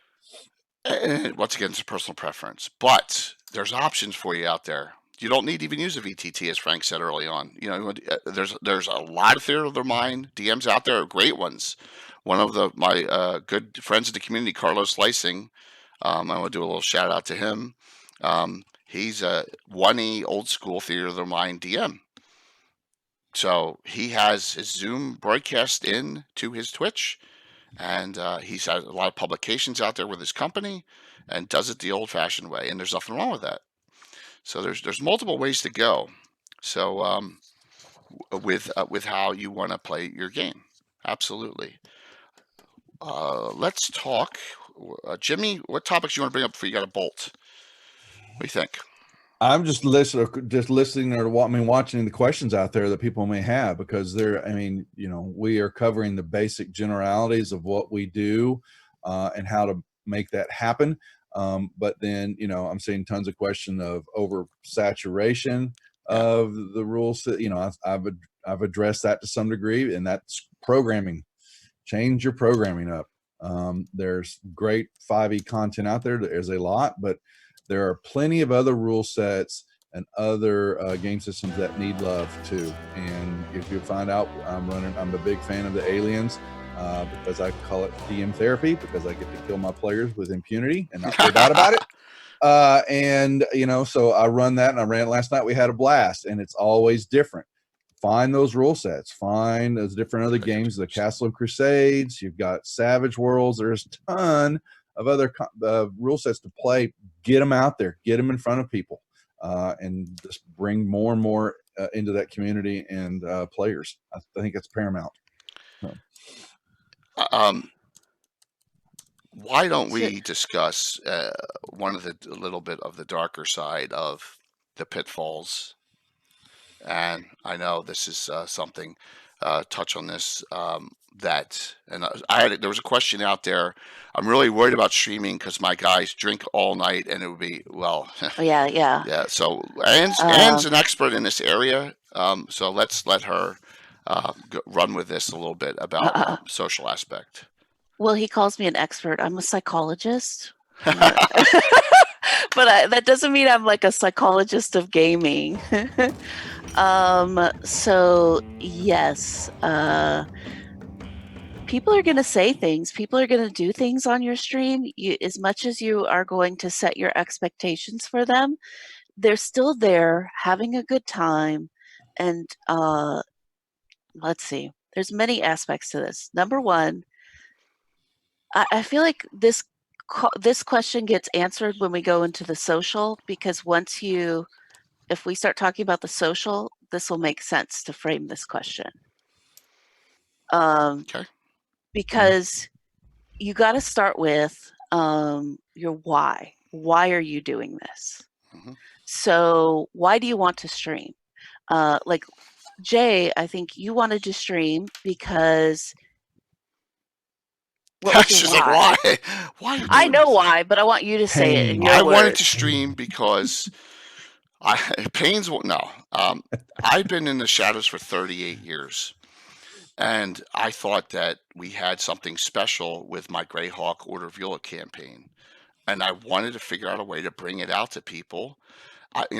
Let's just face it. We all have real life jobs. All of us. We're not doing this professionally. Let's put that out there right now. None of us are doing this 100% of the time. This is a passion. This D&D is something we love, right? This is not our careers. We are realistic. You have to be realistic about that. If Twitch makes you a little side income, that gets burned right away with other stuff you're buying. Trust me. So we do this for the love of the game, and I wanted to bring it out and show it and share it with people, and that's why, for me. And you wanted your players that you've been playing with for 38 years to be part of it. Absolutely, I wanted it to bring everyone together, and now it's been 40 years, Right. and we're celebrating our 40th anniversary of playing, and I love this community growth that's going on right now, and so that's one of the reasons why we brought this together, was to try and help everyone else out there. Okay. This seminar itself. So yeah. So you knew that your brand, your Lord Kasumba brand, was 38 years, Greyhawk, and your men. And old school. Old school, yeah, right? Yeah. And so Nightheart Gaming, we have a different why, but similar. I don't know if you want to say what your why is, Frank. No, go ahead with yours. So, well, mine specifically is for our women, and showing that women can play, and women of all different walks of life, stages, ages, circumstances, women of color, that we are here and we are open, and it's okay to join us and play. And so that was our why. We're also, I'm going to add something to this. We wanted to show us exactly as we are. And exactly as we are is we are foul. We do not hold back. Sorry. It's awesome. true. And that has been Nightheart Gaming. We are, that's Dungeons and Dramaturgy. I say vagina. I say it regularly. This is not our stream, Anne. There are It's it's Nick. okay. It's okay. I am a big boy. I can handle it. I appreciate it, Frank, but it's okay. And we do have people who we're okay with people getting tipsy. But as far as like all out drunk, we don't want that on our stream. Yeah. No. So we are definitely okay with people out there chatting, enjoying their time, being who they are, because that's our brand. And the pitfall to it is that sometimes people can be socially inappropriate that is not part of your brand or could be offensive to people. And Jay has a great strategy for that, which is, I think you learned that from Anna, right? Yeah, and so Talk about we have had issues arise. One thing I've had, this is some pitfalls of Twitch. You'll get internet trolls sometimes on chat, and if you have female players, they will go after them. Sometimes it's awful, but then you just got to ban them out of chat. There's certain things that'll happen. You'll have people come on and just want to say some of the most foulest things. You got to get it. That's why you have moderators. You got to get them banned right away. But I have old farts playing with me, and we all look pretty good for our age. Let's admit that. I'm sorry, just kidding. But we're gonna say someone's gonna say something stupid. Be proactive. That's it. Be ahead of the curve and just know that you have to address it immediately. And that's what we do. We take care of it right then and there. It hasn't happened in like 9 months. We haven't had an issue. I had an all-female game, Yeah. for a year and a half in the very beginning, and a few headbutting there, but then we did have some trolls. I got out of the way. I thought I was going to have to stand up there and, and run interference, but no, those ladies took care of that and, had no problem dealing with that troll. So I think it was a group effort, but I would definitely say I took my hats off to them that night because that was just, they shut that boy up, whoever it was. So. It does happen though, and you have to be ready for it. Have you, Frank? You guys have been pretty clear for the most part, right? On chat trolls. We've We've had had a our few. share. Okay. We've had very few, and I'm pretty damn sure the chat will shut them up. Mm-hmm. Yeah, it's a good thing. We have But pretty good it chat. does had one- negatively affect our women. I will be honest. Yeah, We have to talk through it. We have one of our people on there who used to stream regularly and was harassed out of it. Yeah. So we are very, very mindful of that. Well, it's something to know about. That I apologize up front here if a couple people aren't interested in the streaming aspect of this, but it's important for us to say that Twitch has rules. If you do not follow their rules, you will get banned.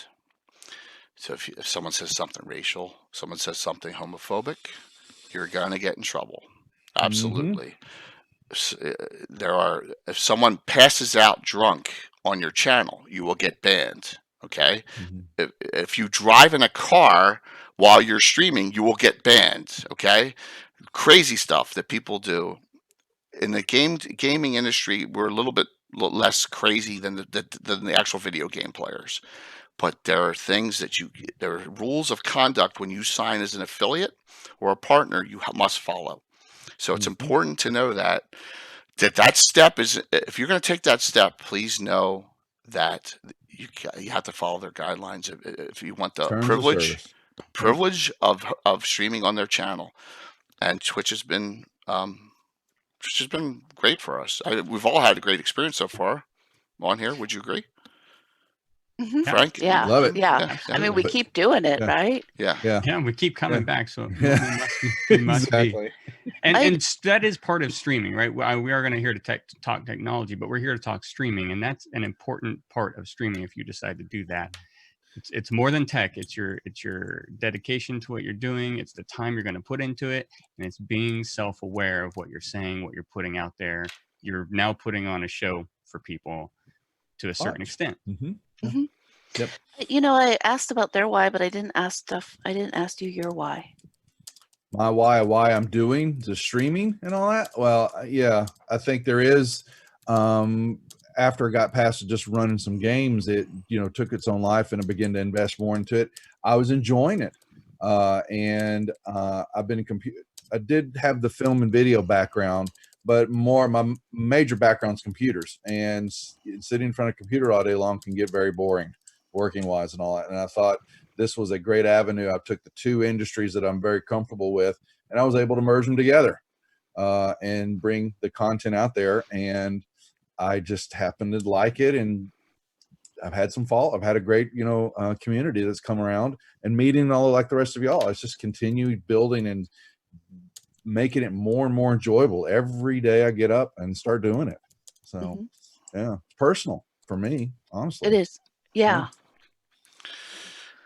It's fulfilling. It's a fulfillment. So I'm sorry, Ann. I apologize for zipping you there real quick. So would you go ahead? I just wanted to know if you want me to continue with the social. Well, sure. When we wrap that up, and then we'll go to questions, and we'll go to, because I know Jimmy's got to get out of here in like 15 minutes. I think 15. Yeah, to about 20 15. minutes. Yeah. Yeah. 11:30. So. Yeah. I'll kind of quickly run through this, and then you guys comment and break in as need be. Want to? Yeah, Sure, right. Sure. So if you have your why, that's gonna, everything falls out from that. And your people are going to find you. If you have your very clear vision and what you want to do and what you want it to look like, what you want it to feel like, what you want people to gain from watching you and participating with you, from that, everything falls down from there. I'll say it was talked about briefly before, but just as a preamble, if you're thinking of doing this, you really need to think about your time. I gotta do a bird. That's okay. Yep. So let's talk about some other minor things that we didn't even. Oh, there you go. Okay, you good? I was gonna jump on something. Yeah, time. Time is huge. Time is huge because wife aggro happens. Okay, so I have a full-time job. I'm 53 and I have a 9-year-old son. I have a wife, and my wife's not a gamer at all. I have had his soccer, all his events at school.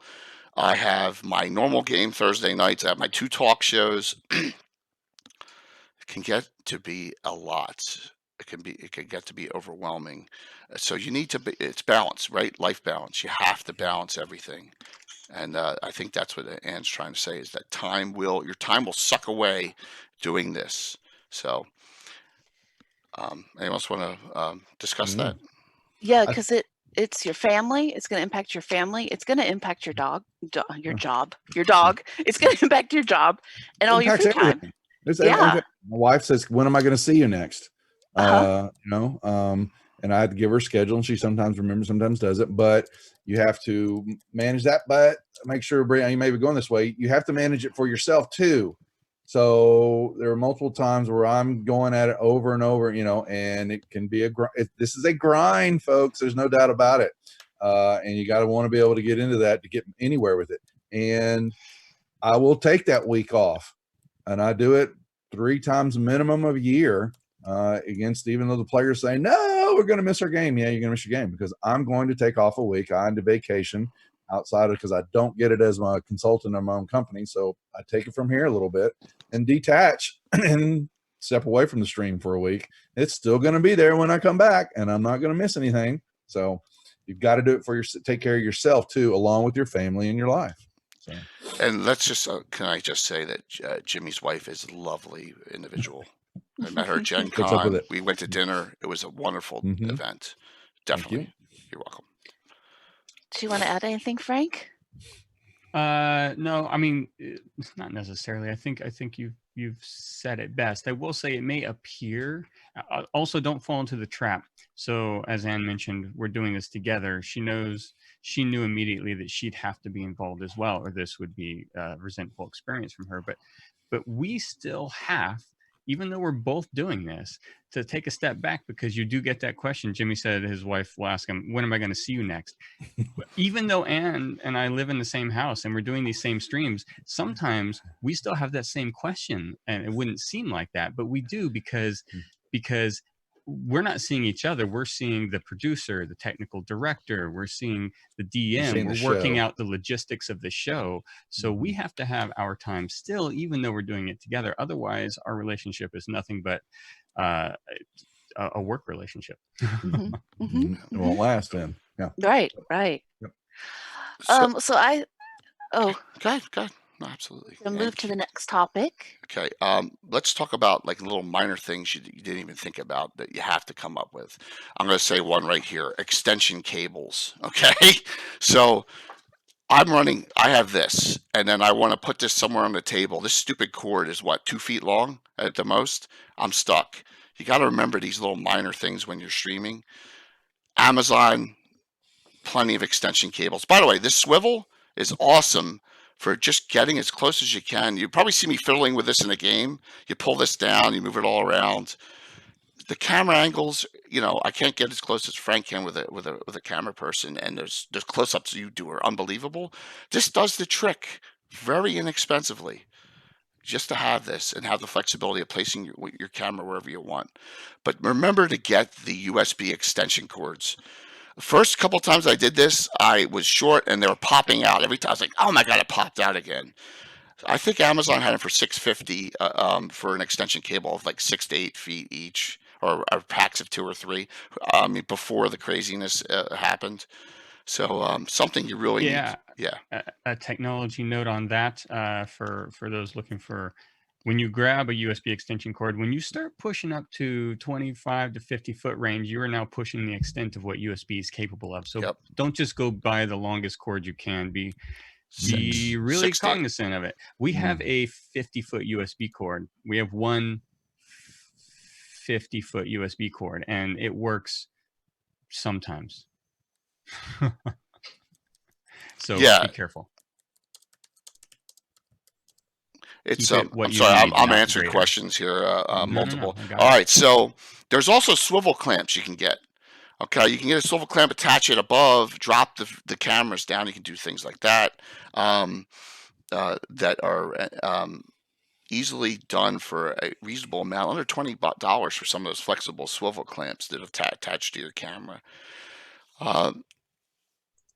The key is that you're going to have to, one thing, no matter what, if you're just playing person to person, or you're playing to stream, you're going to have to test things. So there's trial and error. Jimmy and Frank know this comes up on my stream about once a month. The sound starts getting out of sync with the video. And to this day, none of us can figure out why, right? I'll get going, and then the sound will be out like 5 seconds to the vid. And I changed the port. I put my monitor into my computer and it stopped. You figure that one out. Guys, there's a lot of weird, crazy things that even we don't know about streaming or about playing that happen. And it's just, you'll figure it out as you go. I have had shows where I've disconnected 5 times. Okay, DC'd because there was a storm or because I did something stupid. So it's going to happen. It's okay. Have fun with it. Okay. So also in that link that Sid we put up there is our streaming checklist. So I know, so Jay doesn't have a checklist like this, but I know that he's thinking through some of these things in his mind, because he just mentioned it. So you can see exactly how our major steps that we go to check out of the way if you look at the stream checklist. And part of it is your normal stuff for playing a game where you're just planning a story and getting miniatures, and that's just game prep. But part of it is, as Jay mentioned, checking your hardware and your cabling and your lighting and your settings and those items. So we've put that checklist up there if you want to look at what we're doing.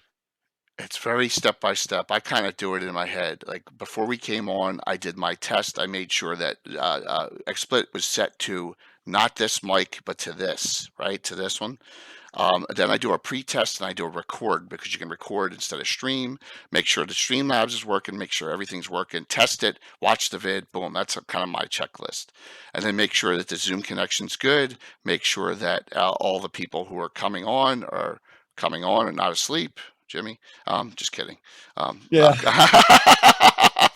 Does it early in the morning. Yes. So Jimmy, do you have a checklist you do?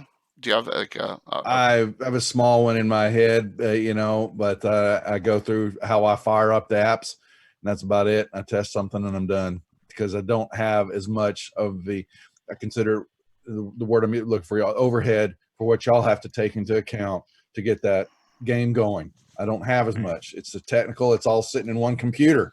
And so I've got, settings I got to go through and check, and that's about it.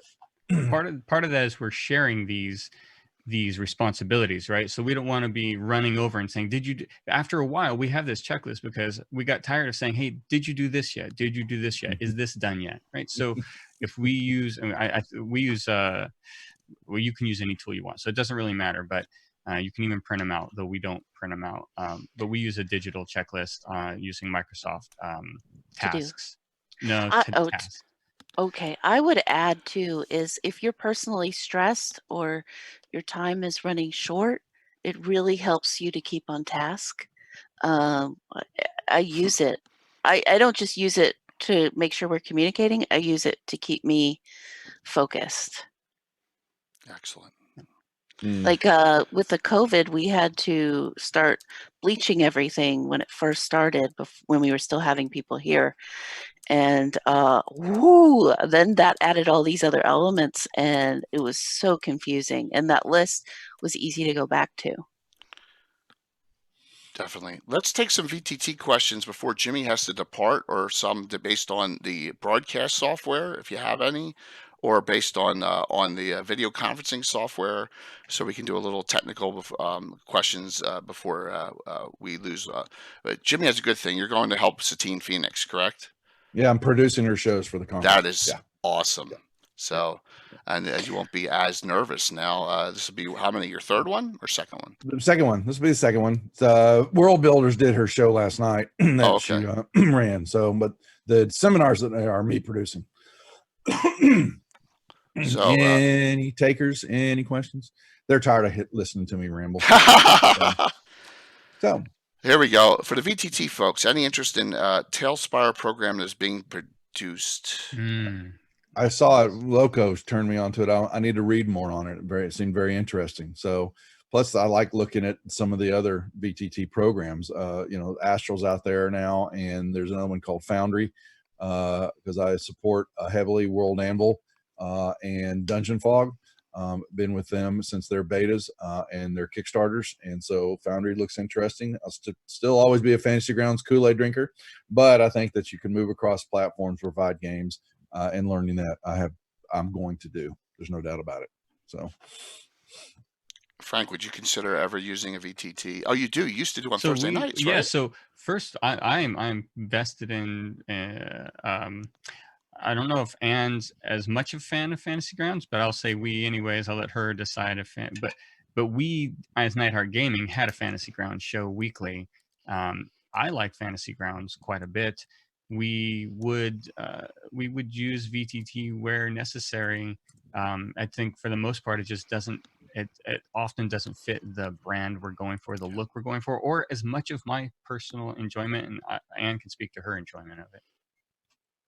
You mean by enjoyment of interacting with your players at a table? Yeah, and miniatures. Yeah. Just touching, setting up, creative in that way. Yep. Mm-hmm. Definitely. And guess she doesn't like it at all. I mean, I'm okay with it, but I will say I played in your Halloween special Duff on Praetor's Rejects, and I enjoyed it. It was neat to all come together and play, and because you had such a great understanding and had cued everything into it, it was much less frustrating. I am a rage quitter on the computers if they don't work the way I want to. Like if I could justifiably flip the computer, I would. So No. Playing it with you was great. It was a great you. experience because you are so well versed in it. But thank you. It was yeah, you're enjoyable. welcome. Thank you. It has to in that I think on the VTT side, if you're streaming as a channel and you're providing you're just playing is one thing, but when you get the players that don't have to worry about the technology to a great degree, they can then get to the RP side and they can enjoy the game and get into the characters. Game over. You've done your job, I think. And the people will see that who are watching it, and then they will take part in the community and follow your channels and do all that. It just builds on itself. There's no doubt about it. I'd also like to say that I do not respond well to not having a map. I need a map. Yeah. I need a map or terrain or minis. I cannot play. It's really hard for me to play with the mind because I have attention issues. And so I have verbal issues. Like if someone's telling me something, unless I can read it, I can't process it. If so, like if I have a puzzle that I have to solve, I have to see it. I have to write it down. I give things to my players all the time because I know a lot of them can't process as well. So I would far more like if I want to rank them, it's tabletops and miniatures, VTT, and Theater then of the Mind. Theater of the Mind. And for me, same order, absolutely. But that's okay. It's personal preference. Before Jimmy has to go, I want to talk about our community and what the capability of all of us together can do. Okay. 2 years ago, I did a fundraiser for St. Jude Children's Research Hospital in 2019. I had 3 channels participate for 16 hours. We did $1,000 raised. This year, both Jimmy and Ann and Frank's channels, along with CSL Entertainment and Wicked Studios LLC, joined all together, and we did a 5 channels, 24-hour stream. I want to show you the capability of everyone together and the vid that Frank came out with to do an ad for this. Hang on to your headphones, everybody. Okay. The volume will be up. All right. Well, I kind of turned it down. This is the culmination. This happened in February. From this, we raised $2,520 this year. And I've already had channels like Troller Games, King Bashman, and a couple others already say we want in for next year. So I want to show you this. Here we go. Here comes this ad. I'll link everyone out, Agmario. Let me link both of theirs right there. Okay. Please enjoy. I just love running this. Do I have the right channel here? Here we go. Here's the ad. It's in about 1:48. Maybe you turn your sound down. Let me try and turn it down here. I don't hear the music. Can you hear it? Oh, we're not going to hear it? Okay, Oh, because okay. he's playing. That's right.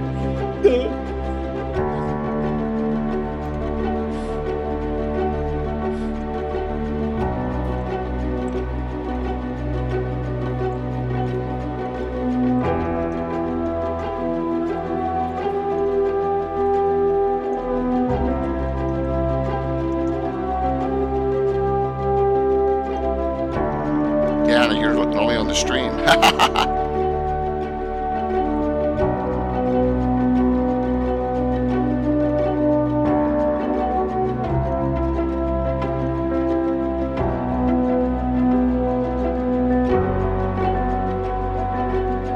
It's going to get loud now.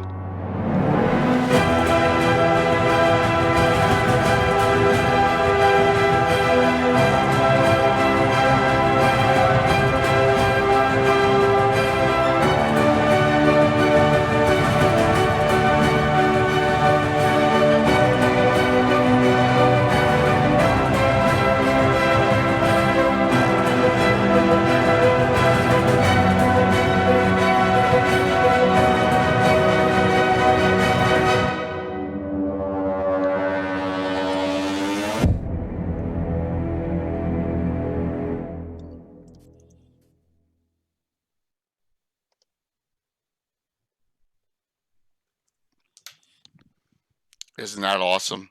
that is just like, whew, man, it pulls me right every time I see it.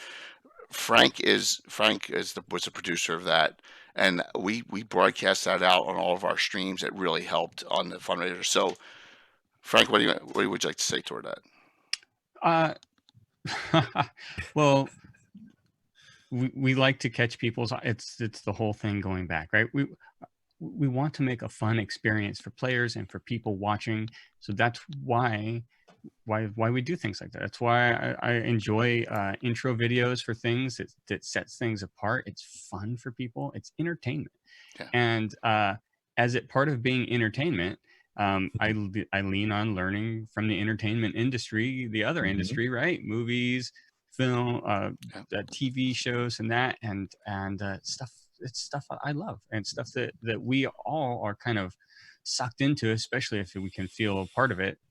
So yeah, I sink a lot of time into doing that sort of thing for our channel.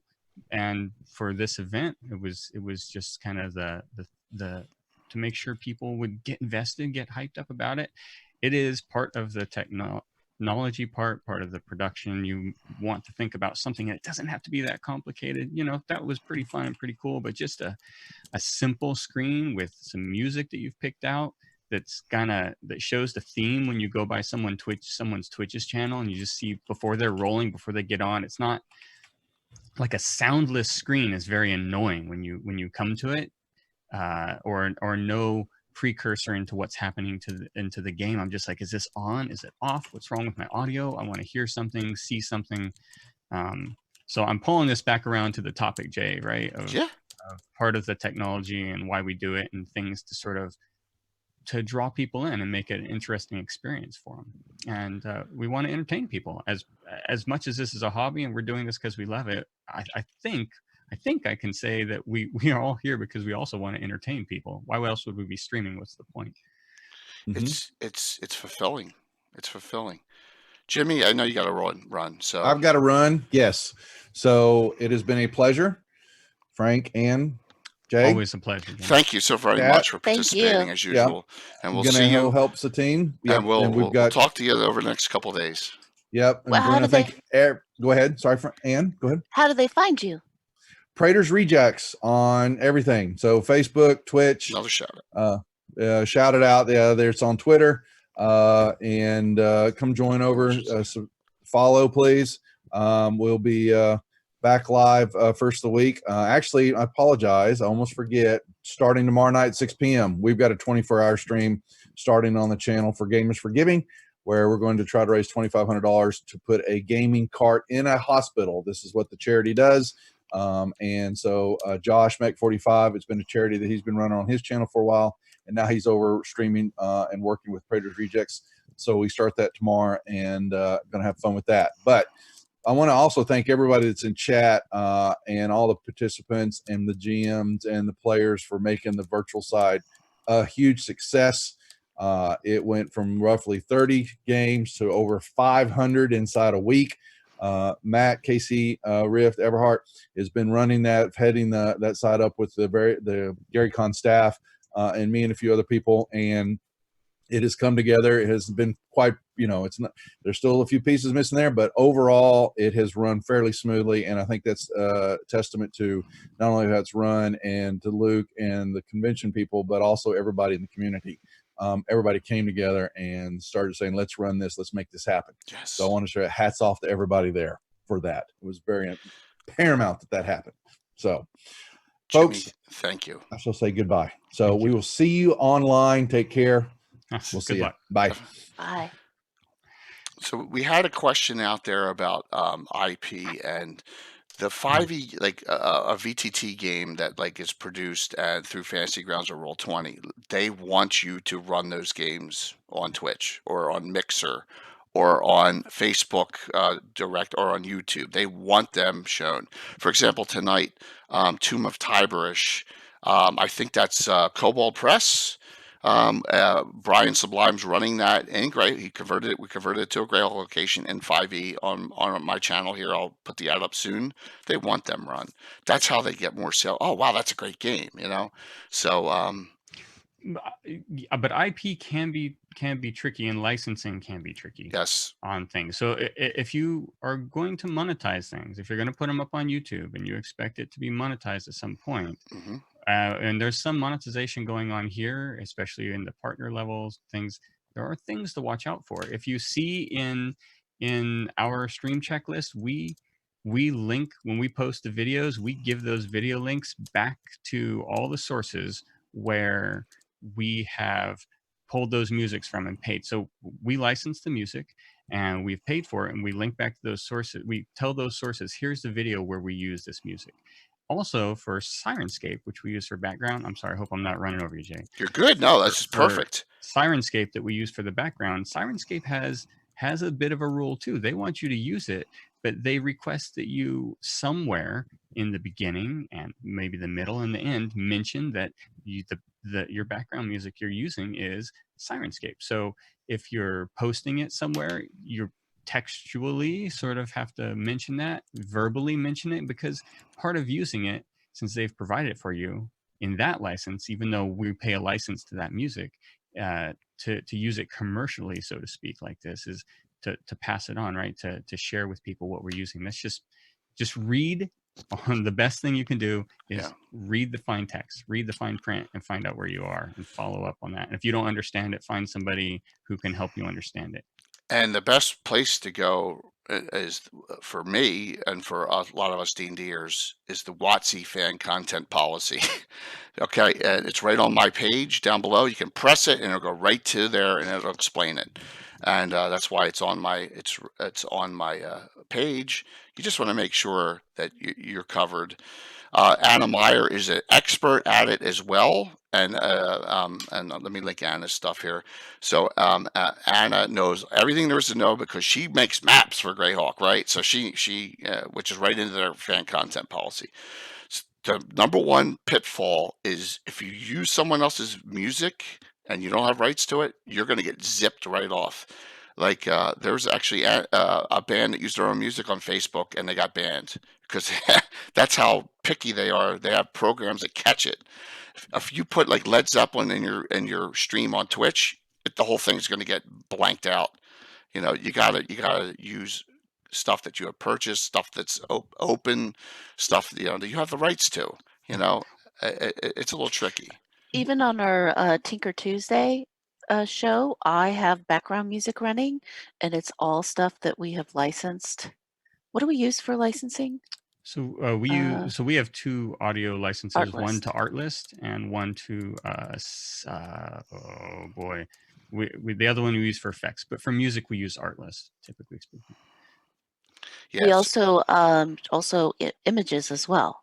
We pay for images. We license the images too through Adobe. If you see our images, and yes, you will see streamers that break those rules. Yes, you will. It hasn't caught up to them yet, or if it does catch up to them, they don't care because it's not, they're not interested in that. They don't care if their channel is struck down or whatever. Yeah. So one last thing before we do the drawing, because we want to make sure that we are within time. Because there's a show right after us. Question on sponsorships. Okay, both Frank and I have Reaper Ventures as a sponsor. And I have Venture Building Authority and Stratagem as a sponsor. And everyone has always asked me this question. How the hell did you get those companies as sponsors? It's simple. And Frank did the same thing. We asked, right? We asked, we talked to the right people. Mm-hmm. If your content is to the point where it catches the eye of a sponsor or a company, and then, there are agreements to be had from that point. But it's that simple.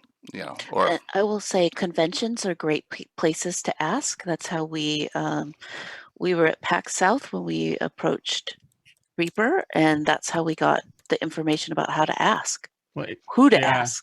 It's a good place to open that door of communication. You're not going to get but don't expect an answer there, and don't expect people to be falling over you. Right? There was a lot of follow up that Anne went through in dialogue. Yep. That was just a door opener. Right. Yes. I had some social aspects we didn't discuss. If you want to hit them up fairly quickly, we can. As I'm going to close out get the drawing ready for closeout. Okay. Yes, I go will for it. say that streaming intensifies your play because you cannot leave the table. You are at the table. When you're gaming socially, people will go off and get a drink or go get food or go do this or play a game on their phone. You can't do that, and so because of that, because people are immersed, it intensifies things. And I think sometimes as well, because it's out there on the stream, you need a way to have for your players to have some control over what you're discussing. Someone was asking earlier about how do you handle deep content, the content that's difficult to address, and like we have done some of that on our stream, but at the same time that we're doing this deep content, we have a system that we use, and there are many systems out there to say, hey, this is uncomfortable as a player, or hey, I'm uncomfortable what you're doing as the DM. We use cards that are green, yellow, and red on our document in the streaming seminar, which I will link it again. There are some examples of the X card system, but the green is like, I'm good with this. The yellow is, this is making me uncomfortable. Please don't push past where you are. In fact, maybe step it down. And red is, this is it. Just stop. We need to stop. I have pulled a red card before as a player. And I have wished that I've had that opportunity before. And we have players who will say, I'll never pull a card.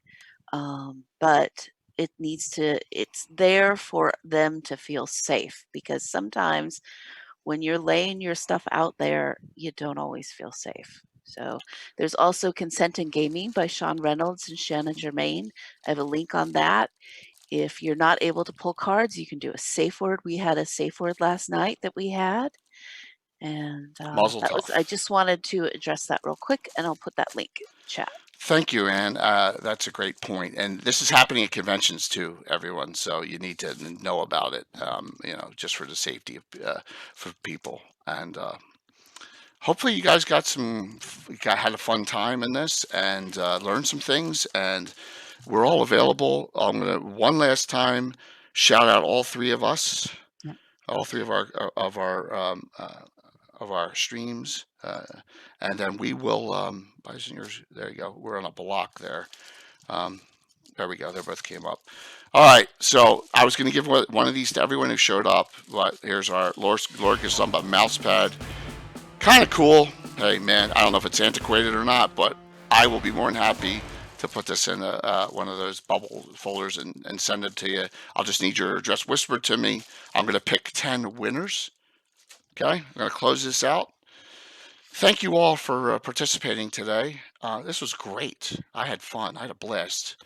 And Frank, you enjoyed the discussion. Yeah, Hopefully, absolutely. great. Great. I hope it helps. Make use of the resources we put up there for you in the link to the Google Drive, and you can get some more insight into what we've been talking about. And I think we're probably all open for follow-up questions too. Mhm. I mean, after the stream, right? Right. Via our various social medias. Yes, I'll very let social Jay- media, because I have to shut off and run down the steps of all this stuff for my next game. Here we go. First winner. I am Imri Dave. Okay, I'm going to go through these, and it'll save it in here. Second winner, Browickian. I know he's been talking a lot in chat. Third winner, Mad Cat USA 84. Fourth winner, Vonally. I know I said the name wrong last night. It was hysterical. Fifth winner, Howard PB3. Sixth winner, Cuthbert 2. Nice. Seventh, Bobby Bowl 01. Eighth, MJ Miko. Ninth, Bone Shooter 87. And last but not least, Rob MCD. So they're your 10 winners. I will need an address to send it to, and I promise to get that out to you timely. just whisper it to me here, to Lord Gazumba, and we'll go from there, and we'll take care of this. Thank you all. Thank you so very much, and for a wonderful discussion and input. Thank you, Frank, for such a wonderful discussion and input, and thank you, Jimmy. We have 2 quickie streams coming up. This is a triple header for us today. Oh. I got Horror in the Holes coming up very shortly in an hour. You'll see Troller Games, Chuck Cumbau's playing in it, Jason Zaverda's playing in it, a couple other people. We'll have a fun time with that. So if you want to see how I play tabletop, that's one to watch. And then tonight, we have, that's the wrong one. See, I did it. I linked something incorrectly. Tuma Tyberish, and that'll be Fantasy Grounds 5e, and that's 7 p.m. Central tonight as well. Frank, what do you got going on your channel? So today we have some interesting things. Anne will be running the computers and the cameras for our GaryCon virtual games. I don't know if they'll be streamed. If they are, you'll see the first one start off at 2 o'clock p.m. Central Daylight Time, and the second one at 7 o'clock p.m. Central Daylight Time. I'm going to DM Baldur's Gate Descent into Avernus, Nice. the first chapter of that. The reason you don't know is because these are players that have just wanted to sign up for a game, and I'm not going to ask them to stream unless they're okay with it. But we did stream the last one, and we'll stream these if they're available. That'll be on Nightheart Gaming, and then we are back to a normal week next week. And Anne, I'll let you talk about our normal week next week. Yeah, the game today is going to be pretty casual, and it's not, like you said, it's not our typical high energy streamers, right? But hopefully we get to show that, because it's a good way to see, for many of our viewers, they haven't seen what like a game at just sitting around the table looks like, versus the entertaining people, right? But we're going to be entertaining on Tuesday with Tinker Tuesday. That is my terrain and miniature stream. And then Frank is going to be taking it on Thursday with his pregame. And pregame is interesting. It's kind of a variety show. Never quite sure what he's going to pull out of his pocket that day, but it always starts at the bar. And then Saturday is Dungeons and Dramaturgy. I play in that, and Frank is the DM. And then our other game is on Fridays. Oh, Dungeons and Dramaturgy is 4 p.m. Central Daylight Time, CDT. And then the week after that is Maximum Maidens. So we flip-flop our main games and can really only manage one game a week and maintain our sanity. Tell me about it. It's insanity. So my normal schedule, Wednesday nights, 8 p.m., Legends and Lore with Anna Meyer and Greyhawk Mike Bridges. That's every Wednesday. Thursday night's my normal game with my old fuddy-duddy friends. Now we're doing it remote, but it's still Tabletop Manager, 7:30 p.m. And then Gavin at Lord Peaks Haven, my general discussion on everything D&D, is 7:30 p.m. every Sunday. Special announcement, I will be hosting Stefan Picorni's last game of GaryCon 2 on this channel Sunday, 4 p.m. Central. Okay, so that's a late announcement, and I'm looking forward to that. I got to get with Stefan and work out some details, but that and hey, thanks Rethix for that resub. So just want to let you all know there's a lot of things going on. We'll see you. I'll see you in an hour. Okay, have a good night. Have a good day. Thank you, everyone. Now the question is, am I going to hit the wrong button? Hello, you can still hear us. Ha ha ha. Now comes the flirting hour. We know your shtick, Lord Gazumba. This scared me so much the first time that I was watching and heard you guys chatting in the background, Jay. Is Jay off? Jay. Oh my gosh, it's just us.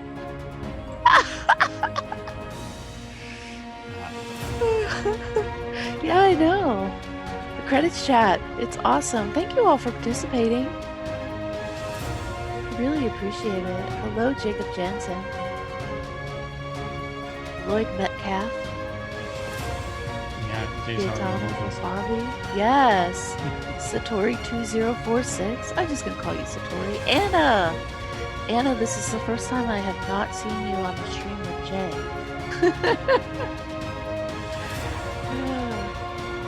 You need an agony ant colony with problems answered. I don't even know that. Okay, I'm sure Frank does. He is running his equipment downstairs. Probably. You probably started with me. Yeah.